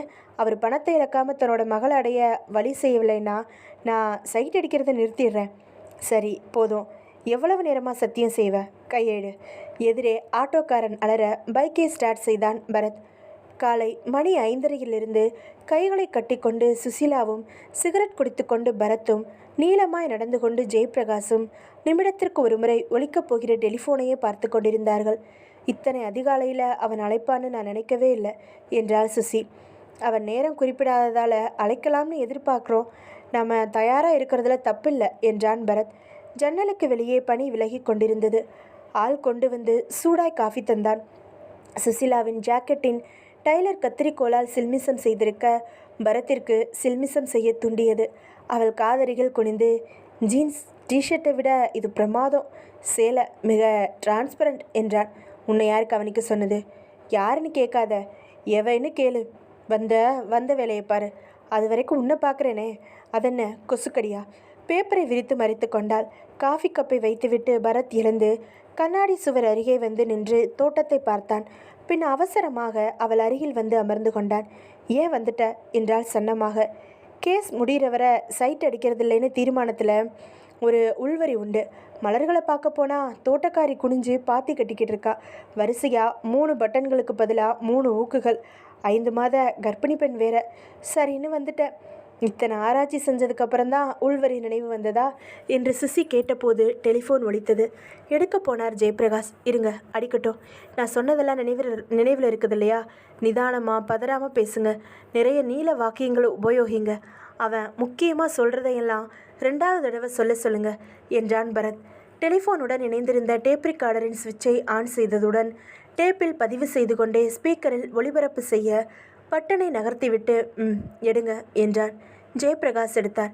ஹலோ, நான் ஜெயபிரகாஷ் பேசுகிறேன். வணக்கம் சார் என்றது இரவு பேசின குரல். காலை வணக்கம் சார் என்றது டேப்பின் ஸ்பீக்கர் குரலின் ஏற்ற இறக்கங்களுக்கு தகுந்தவாறு சிவப்பு செவ்வக வெளிச்சங்கள் ஏறி இறங்கின. யார் பேசுகிறது? நீங்கள் எதிர்பார்த்த நபர் தான். சுருக்கமாக பேசலாமா மிஸ்டர் ஜெயபிரகாஷ்? உங்களுக்கு உங்கள் மகன் நித்யா தேவை. எனக்கு என்ன தேவை தெரியுமா? சொல்லு. எவ்வளவு பணம்? எங்கே வரணும்? அட, உன் மகளோட உயிருக்கு உன்னால் மதிப்பு போட்டுட முடியுமா? எங்க உன் மதிப்பை பார்க்கலாம். சொல்லு. எவ்வளவு மதிக்கிற நித்யாவை? விளையாடாமல் சொல்லு. எவ்வளவு வேணும்? நான் எப்போ பணம் கேட்டேன்? பின்ன பொருளாவா, வைரங்களாவா, தங்கம்மா? சீக்கிரம் சொல்லு. பதறாத ஜெயபிரகாஷ். 1 கிலோ உப்பை அது ஈடு செய்யும். 5 ரூபாய்க்கு 2 கிலோ வாங்கலாம். அதனால் என்ன? 5 ரூபாத்தால் சோத்தோடு பிசைஞ்சு சாப்பிடுவியா நீ? முட்டாள். 1 கிலோ உப்புக்கு ஈடு மற்றொரு கிலோ உப்பு. புரியலை, என்ன சொல்கிற? உன் மகளோட உயிர் பத்திரமா இருக்கணும் தானே? நிச்சயமா உன் மகளோட உயிருக்கு ஈடு தரணுங்கிற. எவ்வளவுங்கிறத நீ இன்னும் சொல்லலை. தர நான் தயாராக இருக்கேன். இப்போ தானே உப்பு கதை சொன்னேன். உயிருக்கு ஈடு இன்னொரு உயிர் மட்டும்தான் ஜெயபிரகாஷ். எனக்கு ஒரு பைசா கூட தேவையில்லை. உன்னோட உயிர் தான் தேவை. நீ எங்கேயும் வர தேவையில்லை. உன் வீட்டுக்குள்ளேயே இருந்து தற்கொலை பண்ணிக்கோ. ஈம காரியத்தை செய்ய உன் நித்யா வந்துடுவா. இது என்ன பேத்தல்? கிறுக்குத்தனமாக பேசுகிற. யார் நீ? விளையாடாமல் சீரியஸாக சொல்லு. என் மகளை திரும்ப அடைய நான் என்ன செய்யணும்? இவ்வளவு நேரம் சொன்னதெல்லாம் தமாசுக்குன்னு நினச்சியா? சீரியஸ் தான் ஜெயபிரகாஷ். 10 ரூபா வாங்கினா 10 ரூபா கொடுக்கணும். அப்போ தானே கணக்கு பேலன்ஸ் ஆகும். உன் உயிர் நியாயமாக போக வேண்டிய உயிர். ஏன்னா நூர்ஜஹானோட உயிர் அநியாயமாக போன உயிர். சட்டென்று மார்பை பிடித்து கொண்டார் ஜெயபிரகாஷ். நீ நீ என்ன சொல்கிற? யார் நீ? அதிர்ச்சியை தாங்கவும் யோசித்து வைக்கவும் உனக்கு நேரமே தேவை. நிதானமாக யோசிச்சு வை. சரியா 10 மணிக்கு உன்னோட அடையாறு வீட்டுக்கு வந்து உன்னை சந்திக்கிறேன். குற்றம் நடந்த அதே அடையாறு வீட்டுக்கு வர்றேன். அங்கே காத்துரு. தப்பு செஞ்சவன் நான் இல்லை, அதனால் எனக்கு பயம் இல்லை. வர்றேன். எனக்கு தெரியும் நீ ஒன்று சைபர்னு எங்களை டயல் செய்ய மாட்ட. செஞ்சா அப்புறம் கம்பிகளுக்கு அந்த பக்கம் நீ நின்று இருக்க. இந்த பக்கத்தில் இருந்து தான் நான் உன்னோட பேச வேண்டியிருக்குங்கிறத உனக்கு நல்லாவே தெரியும். ஃபோனை வைக்கிறதுக்கு முன்னாடி உன் மகளோட பேசுறியா? பேசு. டாட், என்னை காப்பாற்றுங்க டாட். கார்த்திகா வீட்டுக்கு வந்துக்கிட்டு இருந்த என்னை மனைக்கு சுற்றிலும் ஒரே ரசாயன நெடி. என்னால் பேசக்கூட முடியல. நேற்றுலேருந்து இப்போ வர 2 ரொட்டிகள் தான் தந்தாங்க. டாட், அவன் உங்கள்கிட்ட பேசுனது எனக்கு புரியவே இல்லை. எவ்வளவு பணம் வேணுனாலும் கேளு, என் அப்பா தருவார்னு சொன்னேன். பணம் வேணாம், அவர் உயிர் வேணும்னு சொல்கிறான். எனக்கு ஒன்றுமே சாரி மிஸ்டர் ஜெயபிரகாஷ், ரிசீவரை நான் பிடுங்கலை. அவள் இஷ்டம் போல் பேசிட்டுன்னு தான் அனுமதிச்சேன். வாக்கியம் முடிக்கிறதுக்கு முன்னாடியே மயங்கிட்டா. அவள் உடைகளை தளர்த்தணும். ஐயோ, அவளை ஒன்றும் செஞ்சிடாத. சச்சா, காற்று புகட்டுன்னு தளர்த்த வேணுங்கிறதுக்காக சொன்னேன். நம்பி வர்றவ மேலே கை வைக்கிற புத்தி எனக்கு இல்லை. யோசிச்சு வை. சொன்னபடி வர்றேன். சார், நாங்கள் புறப்படுறோம் என்றான். என்ன பரத், இப்படி கை கழுவுற? சாரி சார், வெறும் பணத்துக்காக பிளாக்மெயிலில் தான் நினச்சேன். பின்னணியில் ஏகப்பட்ட சிக்கல் தெரியுது. ஐபிசி 302 செக்ஷன் தெரியுது. நூர்ஜஹானுங்கிற பெண் அலங்கோலமாக இறந்து கிடக்கிறது கூட தெரியுது. நடந்துக்கிட்டு இருக்கிறது பழிவாங்கிற படலமாக படுது. நான் போய் போலீஸை வர சொல்கிறேன். பரத்தின் கைகளை பிடித்து கொண்டார். வேணாம் பரத், உன் கற்பனை சரிதான். ஆனால் நான் துளியும் சம்மந்தப்படாதவன். நான் செஞ்சதெல்லாம் சிக்கல்லேருந்து தப்பிச்சுக்கிற சில ஏற்பாடுகள். தயவு செஞ்சு முழுவதையும் கேள். எல்லாமே சொல்கிறேன். பரத் உட்கார்ந்தான். சார், நான் திருச்சியிலேருந்து வர்றேன். அப்துல் வகாப் என்னை அனுப்பினார் என்றாள் நூர்ஜஹான். என் அடையாறு பங்களா காலியாக தான் இருக்குது, தாராளமாக தங்கிக்கோ. ஜெயபிரகாஷ் பாத்ரூம் கதவை தள்ளி பார்த்தார். தரை ஈரமாக இருந்தது. எங்கே அவ? ஐயோ, சுவாசம் இல்லை. இந்த பெண் இறந்து போயிட்டா. முட்டாளே, போலீஸ்க்கு ஃபோன் பண்ணாத. உன்னைத்தான் சந்தேகிக்கும். ரேவதி, நீ திருச்சிக்கு போகிற. இந்த பயணம் முழுக்க உன்னோட பேர் தான் நூர்ஜஹான். பத்மநாபன் ஹோட்டல் டால்ஃபினுக்கு ராம்பிரசாத் அழைச்சிட்டு வா. தண்ணி விருந்து அங்கே. 300 சொச்சம் கிலோமீட்டர்களுக்கு அந்த பக்கம் இருந்து கொண்டு திருச்சி அவரை வருக வணக்கம் என்று வரவேற்றது. கணம் ஏறி இருந்த நூர்ஜஹானை தூக்கி நாற்றத்துடன் புசுங்கியது பாலத்தின் சாக்கு. இமைக்காமல் ஜெயபிரகாஷையே பார்த்து கொண்டிருந்தாள் சுசிலா. கன்னங்களுக்கு முட்டு கொடுத்து கேட்டுக்கொண்டிருந்தான் பரத். அமைதியாக சொன்னான். வாஸ்தவம், போலீஸ் அந்த சந்தர்ப்பத்தில் உங்களை தான் சந்தேகப்பட்டிருக்கோம். ஆனால் சந்தேகப்படுறது வேலை, ஊர்ஜிதம் செய்கிறது வேற. விசாரணைகளில் சோதனைகளில் உண்மையான குற்றவாளியை இனங்காட்டக்கூடிய தடயங்கள் கிடைச்சிருக்கலாம். நீங்கள் போலீஸை அணுகாதது தப்பு. என்ன பரத், ரெண்டையும் சொல்கிற? அப்படி எதுவும் தடயங்கள் கிடைக்காட்டா நானே தானே குற்றவாளியாக்கப்படுவேன். அதுதான் குருட்டு பயம். நிச்சயமாக நீங்கள் அந்த குற்றத்தை செய்யலை. அதனால் நெஞ்சில் பயமே வேண்டியதில்லை. ஆனால் செமத்தியாக மாட்டிக்கிட்டேனே. எல்லா இடத்துலையும் என்னோட ரேகைகள். தனி பங்களாவில் தங்க வச்சது, ஆஃபீஸில் அனாவசிய கிசுகிசு அந்த நேரத்தில் அங்கே இருந்தது. இப்படி எத்தனை சிக்கல்கள் இருந்தாலும் இப்போ என்னை அழைச்சி நீங்கள் அப்போது ஆலோசனை கேட்டிருக்கலாமே. உங்கள் மேலே சந்தேகம் வர்ற மாதிரியான தடயங்களை மட்டும் அகற்றிட்டு கேஸை போலீஸ்கிட்ட விட்டுருக்கலாம். எம்மாடி, எத்தனை காரியங்கள் செஞ்சுருக்கீங்க.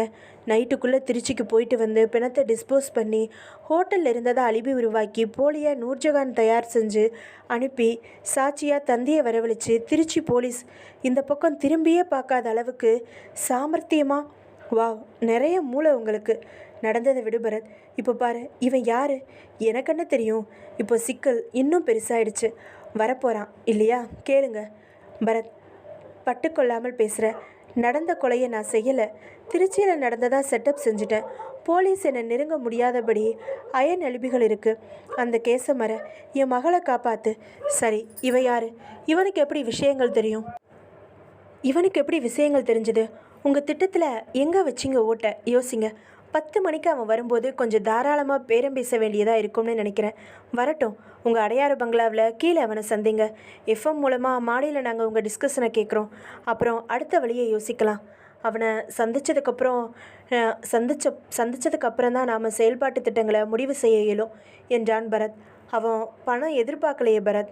பார்க்கலாம், அவசரப்படாதீங்க. நான் போயிட்டு 9 மணிக்கு இங்கே வர்றேன். சேர்ந்து அடையாறு பங்களாவுக்கு போகலாம். அவனை சந்திக்க தயாராக இருங்க. பரத்தும் சுசிலாவும் திரும்பி வந்தார்கள். என்ன சுசி, நீ என்னோட வர்றதால எந்த பிரயோஜனமும் இல்லை. ஊமை மாதிரி ஏன் உட்காந்துருக்க? அப்சர்வேஷன். என்ன கவனிச்ச? டெலிஃபோன் பேச்சுகளில் நீ என்ன தெரிஞ்சுக்கிட்ட சொல்ல? அவன் திறமையானவன்கிறத.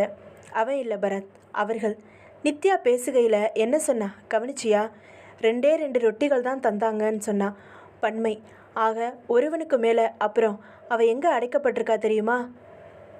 ஃபெர்டிலைசர் அடுக்கப்பட்டிருக்கிற குடம்ல. அதையாவது அப்சர்வ் செஞ்சியே. அவனோட பசி ரொம்பவே பெருசுன்னு நினைக்கிறேன். சில லட்சங்களை கட்டுப்பட மாட்டான் போல தெரியுது. அது சரி, இவரோட ஓட்டை இல்லாத ஏற்பாடுகளில் இவன் மூக்கு எப்படி நுழைஞ்சது?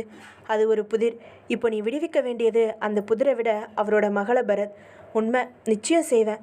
எனக்கு என்கரேஜ்மெண்ட் கிடைச்சா. எந்த மாதிரி என்கரேஜ்மெண்ட் பரத்? உன் வார்த்தைகளால் அல்ல, அதை உதிர்க்கிற உறுப்புகளால் சில என்கரேஜ்மெண்ட்ஸ் தேவை என்று அருகில் இழுக்க எலாஸ்டிக்காய் விலகினாள். நித்யாவை காப்பாற்று, அப்புறம் நெருங்கு. நீ நெருங்க போகிற மாதிரி ஒன்று அணைக்கிற என்று அறைக்குள் போனாள் சுசிலா. சின்ன குழந்தைக்கு ஊசி குத்திவிட்டு சிரஞ்சை வெந்நீர் பாத்திரத்தில் போட்டுவிட்டு அடுத்த நோயாளியை வர சொன்னார் டாக்டர். சீனிவாசன் கலைந்த தலையுடன் பொம்மை மாதிரி நடந்து வந்து ஸ்டூலில் அமர்ந்தான். கூட வந்து அவன் மனைவி உடன் அழ ஆரம்பித்தாள். ஐயா, என் புருஷனை காப்பாத்துங்கய்யா. 2 நாளாக என்னென்னவோ உளர்றாருங்கய்யா. உடம்பு அனலாக தகிக்குதுங்கய்யா. இஷ் என்றார். சீனிவாசனை பார்த்தார். கையை தொட்டார். என்னப்பா பண்ணுது? பதில் பேசாமல் இருந்தான். கீழே குப்பை தொட்டியை பார்த்தான். அதில் ரத்தம் துடைத்த பஞ்சுகளை பார்த்தான். உடனே விழிகள் விரிந்தன.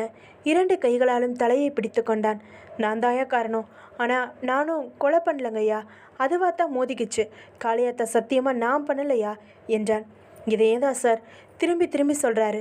டாக்டர் யோசித்தார். நல்லா ஜுரம் அடிக்குது, எதையோ பார்த்து பயந்துருக்காருன்னு நினைக்கிறேன். ஜுர வேகத்தில் உளர்றாரு. ஊசி போட்டு விடுறேன், சரியாய் போயிடும். ஜுரம் நின்னதும் அழைச்சிட்டு வந்து காமி.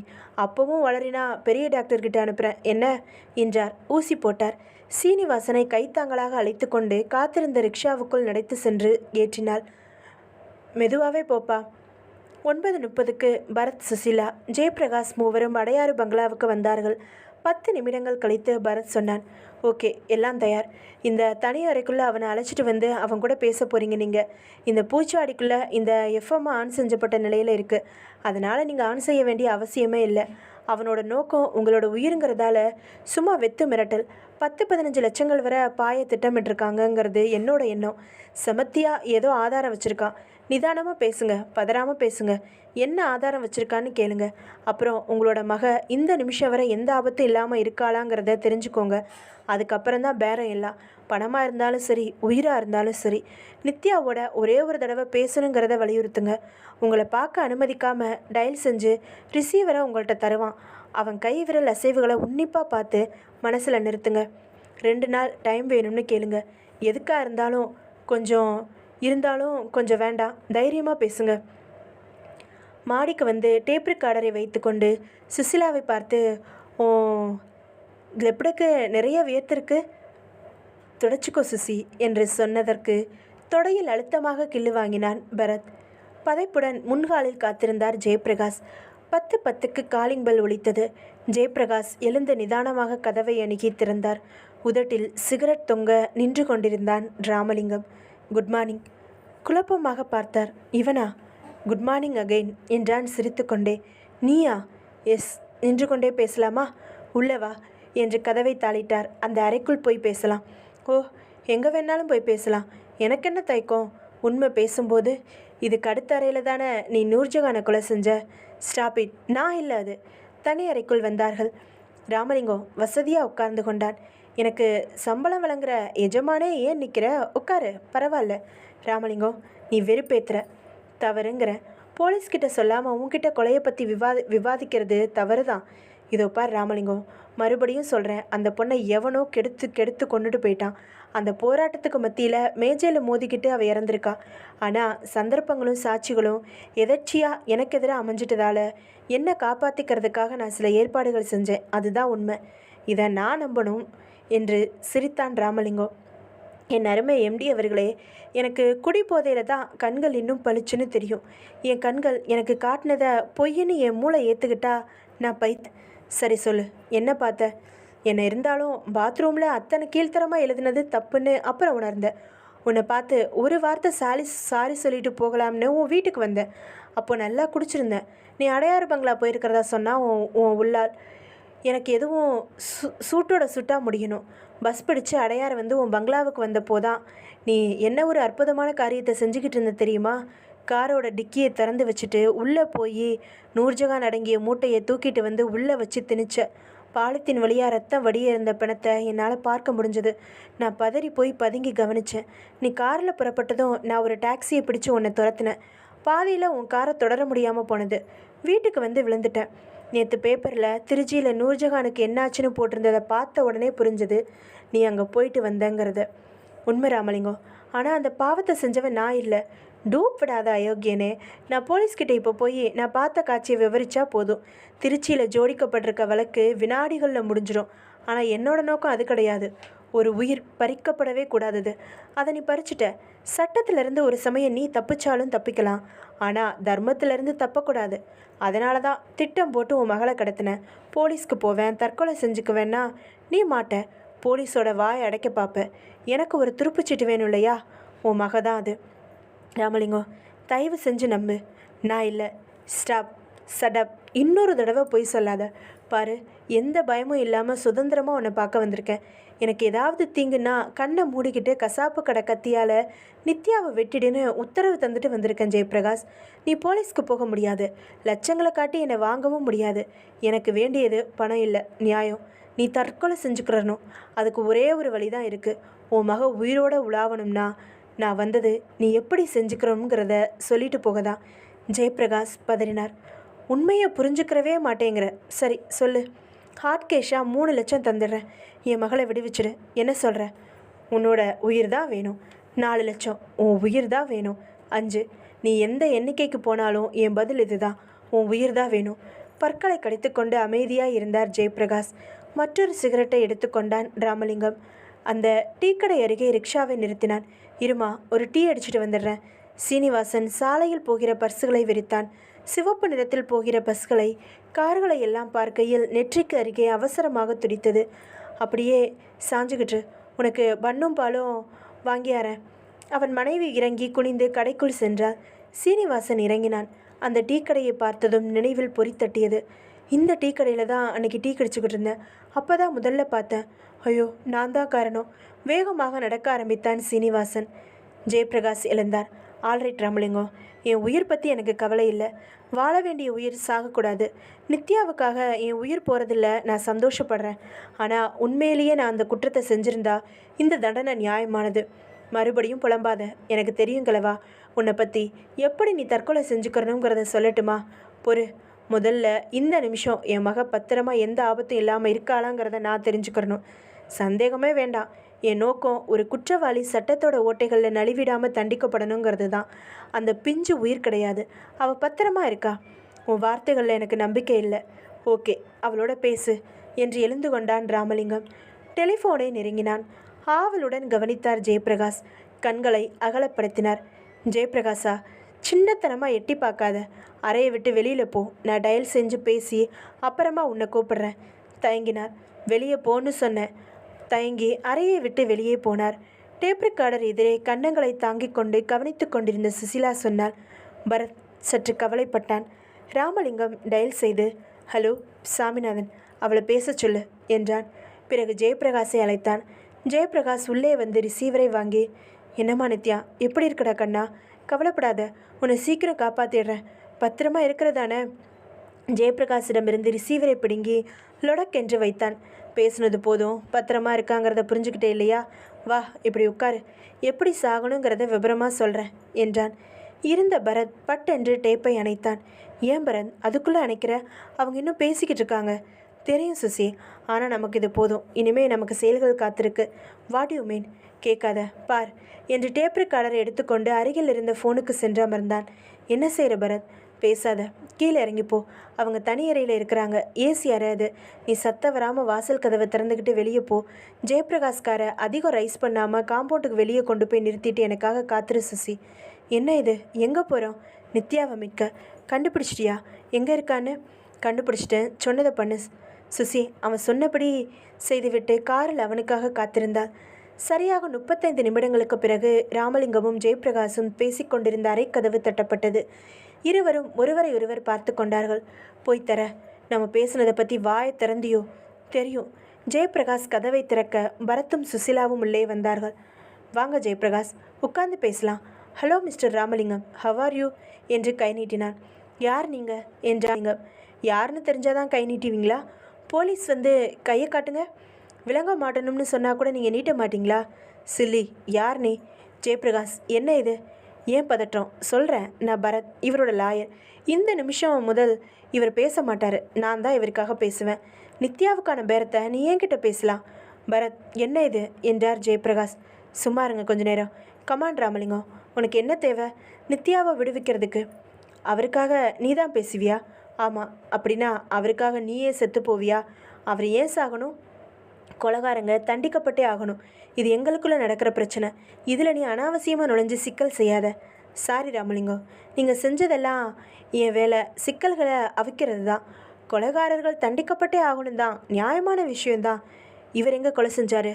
நூர்ஜஹானுங்கிற பெண்ணை இதே பங்களாவில். எல்லா விஷயமும் எனக்கு தெரியும். அந்த கொலையை இவர் செய்யலை, இவர் தான் செஞ்சார். என்ன ஆதாரம்? நான் பார்த்தேன். நீ பார்த்தது பிணத்தை அப்புறப்படுத்துகிற காட்சி. அவர் அதை மறுக்கலையே. கொலை செஞ்சதை பார்த்தியா? அவசியம் இல்லை. உன்னோட வாதம் செய்ய நான் தயாராக இல்லை. இவன் தான் செஞ்சான், இவன் சாகத்தான் வேணும். சரி, இவர் சாக மறுத்தா என்ன செய்கிறதா உத்தேசம்? நித்யாவை பல துண்டுகளாக பார்சல் கட்டி திருப்பி அனுப்புகிறதா உத்தேசம். வேறு வழியே இல்லை. இல்லை, பணத்துக்கு படிய மாட்டேன். ஜெயபிரகாஷ் பக்கம் திரும்பினான் பரத். இத்தனை பிடிவாதமாக இவன் இருக்கையில் வேறு என்ன செய்கிறது? நம்ம வேலையை பார்க்கலாம். இவன் போய் நித்யாவை பொட்டலம் கட்டி அனுப்பட்டும், வாங்கிக்குவோம். ராமலிங்கம், மறந்துடாமல் ரெஜிஸ்டர்ட் பார்சலில் அனுப்பிவே. என்ன பரத், என்ன உளர்ற என்றார் ஜெயபிரகாஷ். பின்ன வேறு வழிதான் என்ன? நான் சாக தயார் பரத். அது அனாவசிய பைத்தியக்காரத்தனம். என் நித்யா எனக்கு உயிரோடு வேணும். அவள் வாழ்ந்தா போதுமானது. என் சாவை பற்றி நான் பயப்படலை பரத். ஏன் ராமலிங்கம், பாத்தியா மக மேலே எத்தனை பாசம் வச்சுருக்காரு. அவர் மகளை விடுவித்துட. கெஞ்சாத லாயரே, நடக்காது. அப்படின்னா இறைவன் விட்ட வழி. நான் இறைவனை பிரார்த்திக்கிறேன். அவரோட கருணை வச்சா நித்யா பிழைக்கட்டும்னு சொல்லிவிட்டு கண்களை மூடிக்கொண்டு, இறைவா நித்யாவை காப்பாத்து என்றான் பரத். ராமலிங்கம் சிரித்தான். வேடிக்கையா இருக்கா பரத்? இறைவன் காப்பாற்ற மாட்டான் உங்கள் நித்யாவை. முட்டாள், காப்பாற்றுறது மட்டும் இல்லை, இங்கேயே அனுப்பி வைப்பார் கடவுள். அதோ பாரு, வா நித்யா உள்ள என்றான் பரத். அப்பா என்று உள்ளே வந்து ஜெயபிரகாஷை கட்டி கொண்டாள் நித்யா. எல்லோரும் ஸ்தம்பித்து நிற்க பரத் ராமலிங்கத்தை நெருங்கி அவன் காலரை பிடித்தான் உறுதியாக. பாத்தியா கடவுளோட சக்தியை? இப்போது உன்னை என்ன செய்யலாம்? நான் போலீஸ்கிட்ட போய் எல்லாத்தையும் சொல்லுவேன். ஓ போகலாமே, அங்கே தான் அழைச்சிட்டு போகிறேன். இதோ பாத்தியா, நீ பிளாக்மெயில் செஞ்சு பேசின மிரட்டின பேச்சுக்கள் அடங்கிய கேசட். இதே உனக்கு உதவின உரக்கம்பெனியோட கடவுனில் கிளார்க் சுவாமிநாதன் என்கிட்ட 10 உத வாங்கினதுக்கப்புறம் எழுதி கொடுத்த வாக்குமூலம். போகலாமா? அதிர்ந்து நின்றான் ராமலிங்கம், நீ பார்த்த காட்சியை வேணும்னா போலீஸில் சொல்லாமல் போ. ஆனால் குடிச்சிருந்தேன்னு நீயே சொல்லியிருக்க. தவிர நூர்ஜஹான் திருச்சியில் தான் இறந்தாங்கிறதுக்கு இரும்பு அழிவுகள் எங்ககிட்ட இருக்குது. யூனியன் செக்ரட்டரியான நீ ஆரம்பத்திலேருந்தே எம்டியோட தகராறு வச்சுக்கிட்டவன். உன் கட்சி செல்லாது. திருச்சியில் நடந்ததை பேப்பரில் படிச்சுட்டு அந்த பொண்ணு இங்கே ஜெயபிரகாஷ் பொறுப்பில் இருந்தாங்கிறத தெரிஞ்சுக்கிட்டு அவரை அவமானப்படுத்த அனாவசியமாக தண்டனை வாங்கி கொடுக்க முயன்றேன்னு எங்களோட பதிலில் போலீஸ் சல்யூட் அடித்து வாயை பொத்திக்கிறோம். உண்மையை நீ நல்லா தெரிஞ்சுக்கோ. பிணத்தை அப்புறப்படுத்தி திருச்சியில் டிஸ்போஸ் செஞ்சது இவர் தான். ஆனால் இவர் கொலை செய்கிற மனுஷன், அந்த பெண்ணை கெடுக்கிற நினைக்கிற மனுஷன் தன்னோட வீட்டிலையே தங்க வைக்க மாட்டான். மறைக்கிறதுக்காக பிரமாதமாக அழிவுகள் உருவாக்கின மூளை கொலையை இத்தனை சாதாரணமாக செய்யாது. ஆனால் அடுத்து என்ன வேலை இருக்குது?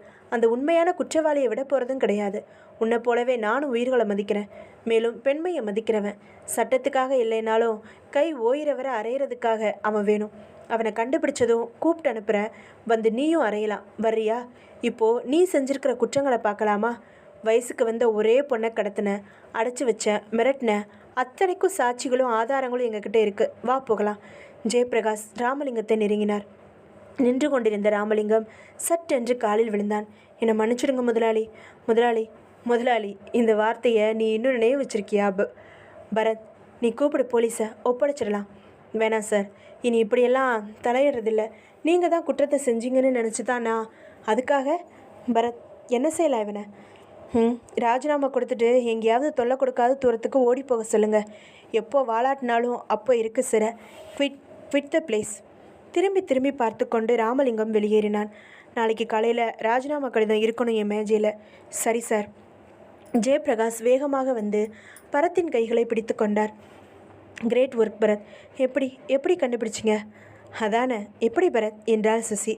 உங்கள் ஃபோனு பழைய சிஸ்டம், நம்பர் அழுத்துகிற முறை இல்லை, சொல்லல முறை. அதனால் இதில் கடைசியாக முயற்சித்த நம்பரை ரீடெயில் செய்கிற சிஸ்டம் இல்லை. அதனால் இன்னொரு வழியை கையாண்டேன். டேப்பில் ராமலிங்கம் டைல்ஸ் இந்த சத்தம் பதிவாகி அதுக்கப்புறம் தான் பேச்சு பதிவாகுச்சு. டைல்ஸ் சுழற்றும் போது சத்தத்தை வச்சு மூளை மின்னுனது. உதாரணமாக 9 சுழற்றுனா அது திரும்ப போய் நிற்க டர்ன்னு லாங் டைம் எடுக்கும். சின்னதாக டர்ன்னு மட்டுமே கேட்கும். 1 சுழற்றினா 2 சுழற்றினா சில வினாடிகள் அதிகரிக்கும். மாடியில் இருந்த டெலிஃபோனில் ஒவ்வொரு எண்ணாக சுழற்றி டேப்பில் பதிவாகியிருந்த ஒலிக்கும் மேட்சாக வர்ற வர போராடினேன். 10 நிமிஷம் முயற்சியில் கிடைச்ச என்ன டெலிஃபோன் டிபார்ட்மெண்ட் நண்பர்கள்ட்ட கேட்டேன். ஒரு உர கம்பெனியோட கடவுனில் என்னது, எங்கே இருக்குது தெரியுமா அந்த கடவுன்? அடுத்த கட்டிங்கில். நீங்கள் பேசிக்கிட்டு இருக்கையிலேயே காரில் அங்கே போனோம். ஒரே ஒரு கிளார்க் சாமிநாதன் என்று அங்கே இருக்கானே, அலுவலகத்திலேருந்து ஃபோன் வந்தால் லாரி வந்தால் சரக்கு ஏற்றி விடுவான். அவ்வளவுதான் அவன் வேலை. அந்த கடவுனுக்குள்ளே இருந்து தனி அறையில் தான் நித்யாவை கட்டி போட்டிருந்தாங்க. சாமிநாதன் இப்படி வா என்றேன். வந்தா. கதவை சாத்து, ரகசியம்னு சொன்னேன். சாத்துனான். 3வது அடியிலேயே பொண்ணு அடைக்கப்பட்டிருக்கிறது வாஸ்துவம் தான்னு சொல்லிட்டான். அப்புறம் மேலும் கொஞ்சம் வாங்கிக்கிட்டு தனி அறையை திறந்தான். நித்யாவை விடுவிச்சுக்கிட்டோம். ஸ்டேட்மெண்ட்டும் எழுதி கொடுத்து கையெழுத்தும் வாங்கிக்கிட்டேன். அவனோட நண்பனா இவன். உதவினானா 1000 ரூபாய் தர்றதா சொன்னானா. தட்ஸ் ஆல் என்றான் Bharat. Thank you very much. Thank you என்றார் ஜெயபிரகாஷ். கிட்டே வந்தார். சொல்லு பரத், எத்தனை வேணும் உனக்கு? எனக்கு பணம் வேண்டாம். அப்புறம் உண்மையான குற்றவாளி வேணும். ரேப் கொடுமையிலும் கொடுமையான குற்றம். அவனை கண்டுபிடிச்சே ஆகணும். குற்றம் நடந்த இந்த பங்களாவை நான் அடிக்கடி வந்து பார்வையிட சோதனை செய்ய அனுமதி வேணும். நிச்சயமாக பரத். அப்புறம் ஒன்று சார். என்ன? உங்கள் மகளுக்கு சீக்கிரமாக திருமணம் செஞ்சு வைங்க. சுசிலாவை வெளியே அனுப்பிட்டு நான் மட்டும்தான் உள்ளே போனேன். விடுவிக்க கட்டுகளை அவிழ்த்து ரிலீஸ் செஞ்சதும் தேங்க்யூன்னு சொல்லிவிட்டு என்ன செஞ்சா தெரியுமா? நித்யா உதட்டை கடிக்க, சுசிலா உதட்டை கடிக்க, இரண்டுக்கும் வெவ்வேறு காரணங்கள். வேகமாக நடந்த சீனிவாசன் சாலையின் நடுவே கூட்டமாக இருப்பதைக் கண்டு நின்றான். கூட்டத்துக்கு நுழைந்து எட்டி பார்த்தான். விபத்து. ஒரு பெண் மண்டை நெசுங்கி ஏராளமாய் ரத்தம் வெளியேறி இறந்து கிடக்க, அருகில் ஒரு இன்ஸ்பெக்டர் நின்று கொண்டிருக்க, சீனிவாசனின் நரம்புகள் அனைத்தும் புடைத்து கொண்டன. திடீரென்று ஓடத் துவங்கினான் கத்திக்கொண்டே. நான் இல்லை, நான் செய்யலை, நான் இல்லை. எதிரே வேகமாக வந்த கருப்பு லாரி அவனோடு கை குலுக்கியது. சிவப்பு சிதற சீனிவாசன் மாலை பேப்பர்களில் சின்ன செய்தியானான். முற்றும். இதோட இந்த நாவல் முடியுது. அடுத்த ஒரு வீடியோவில் இன்னொரு புது நாவல் பார்க்கலாம். பாய்.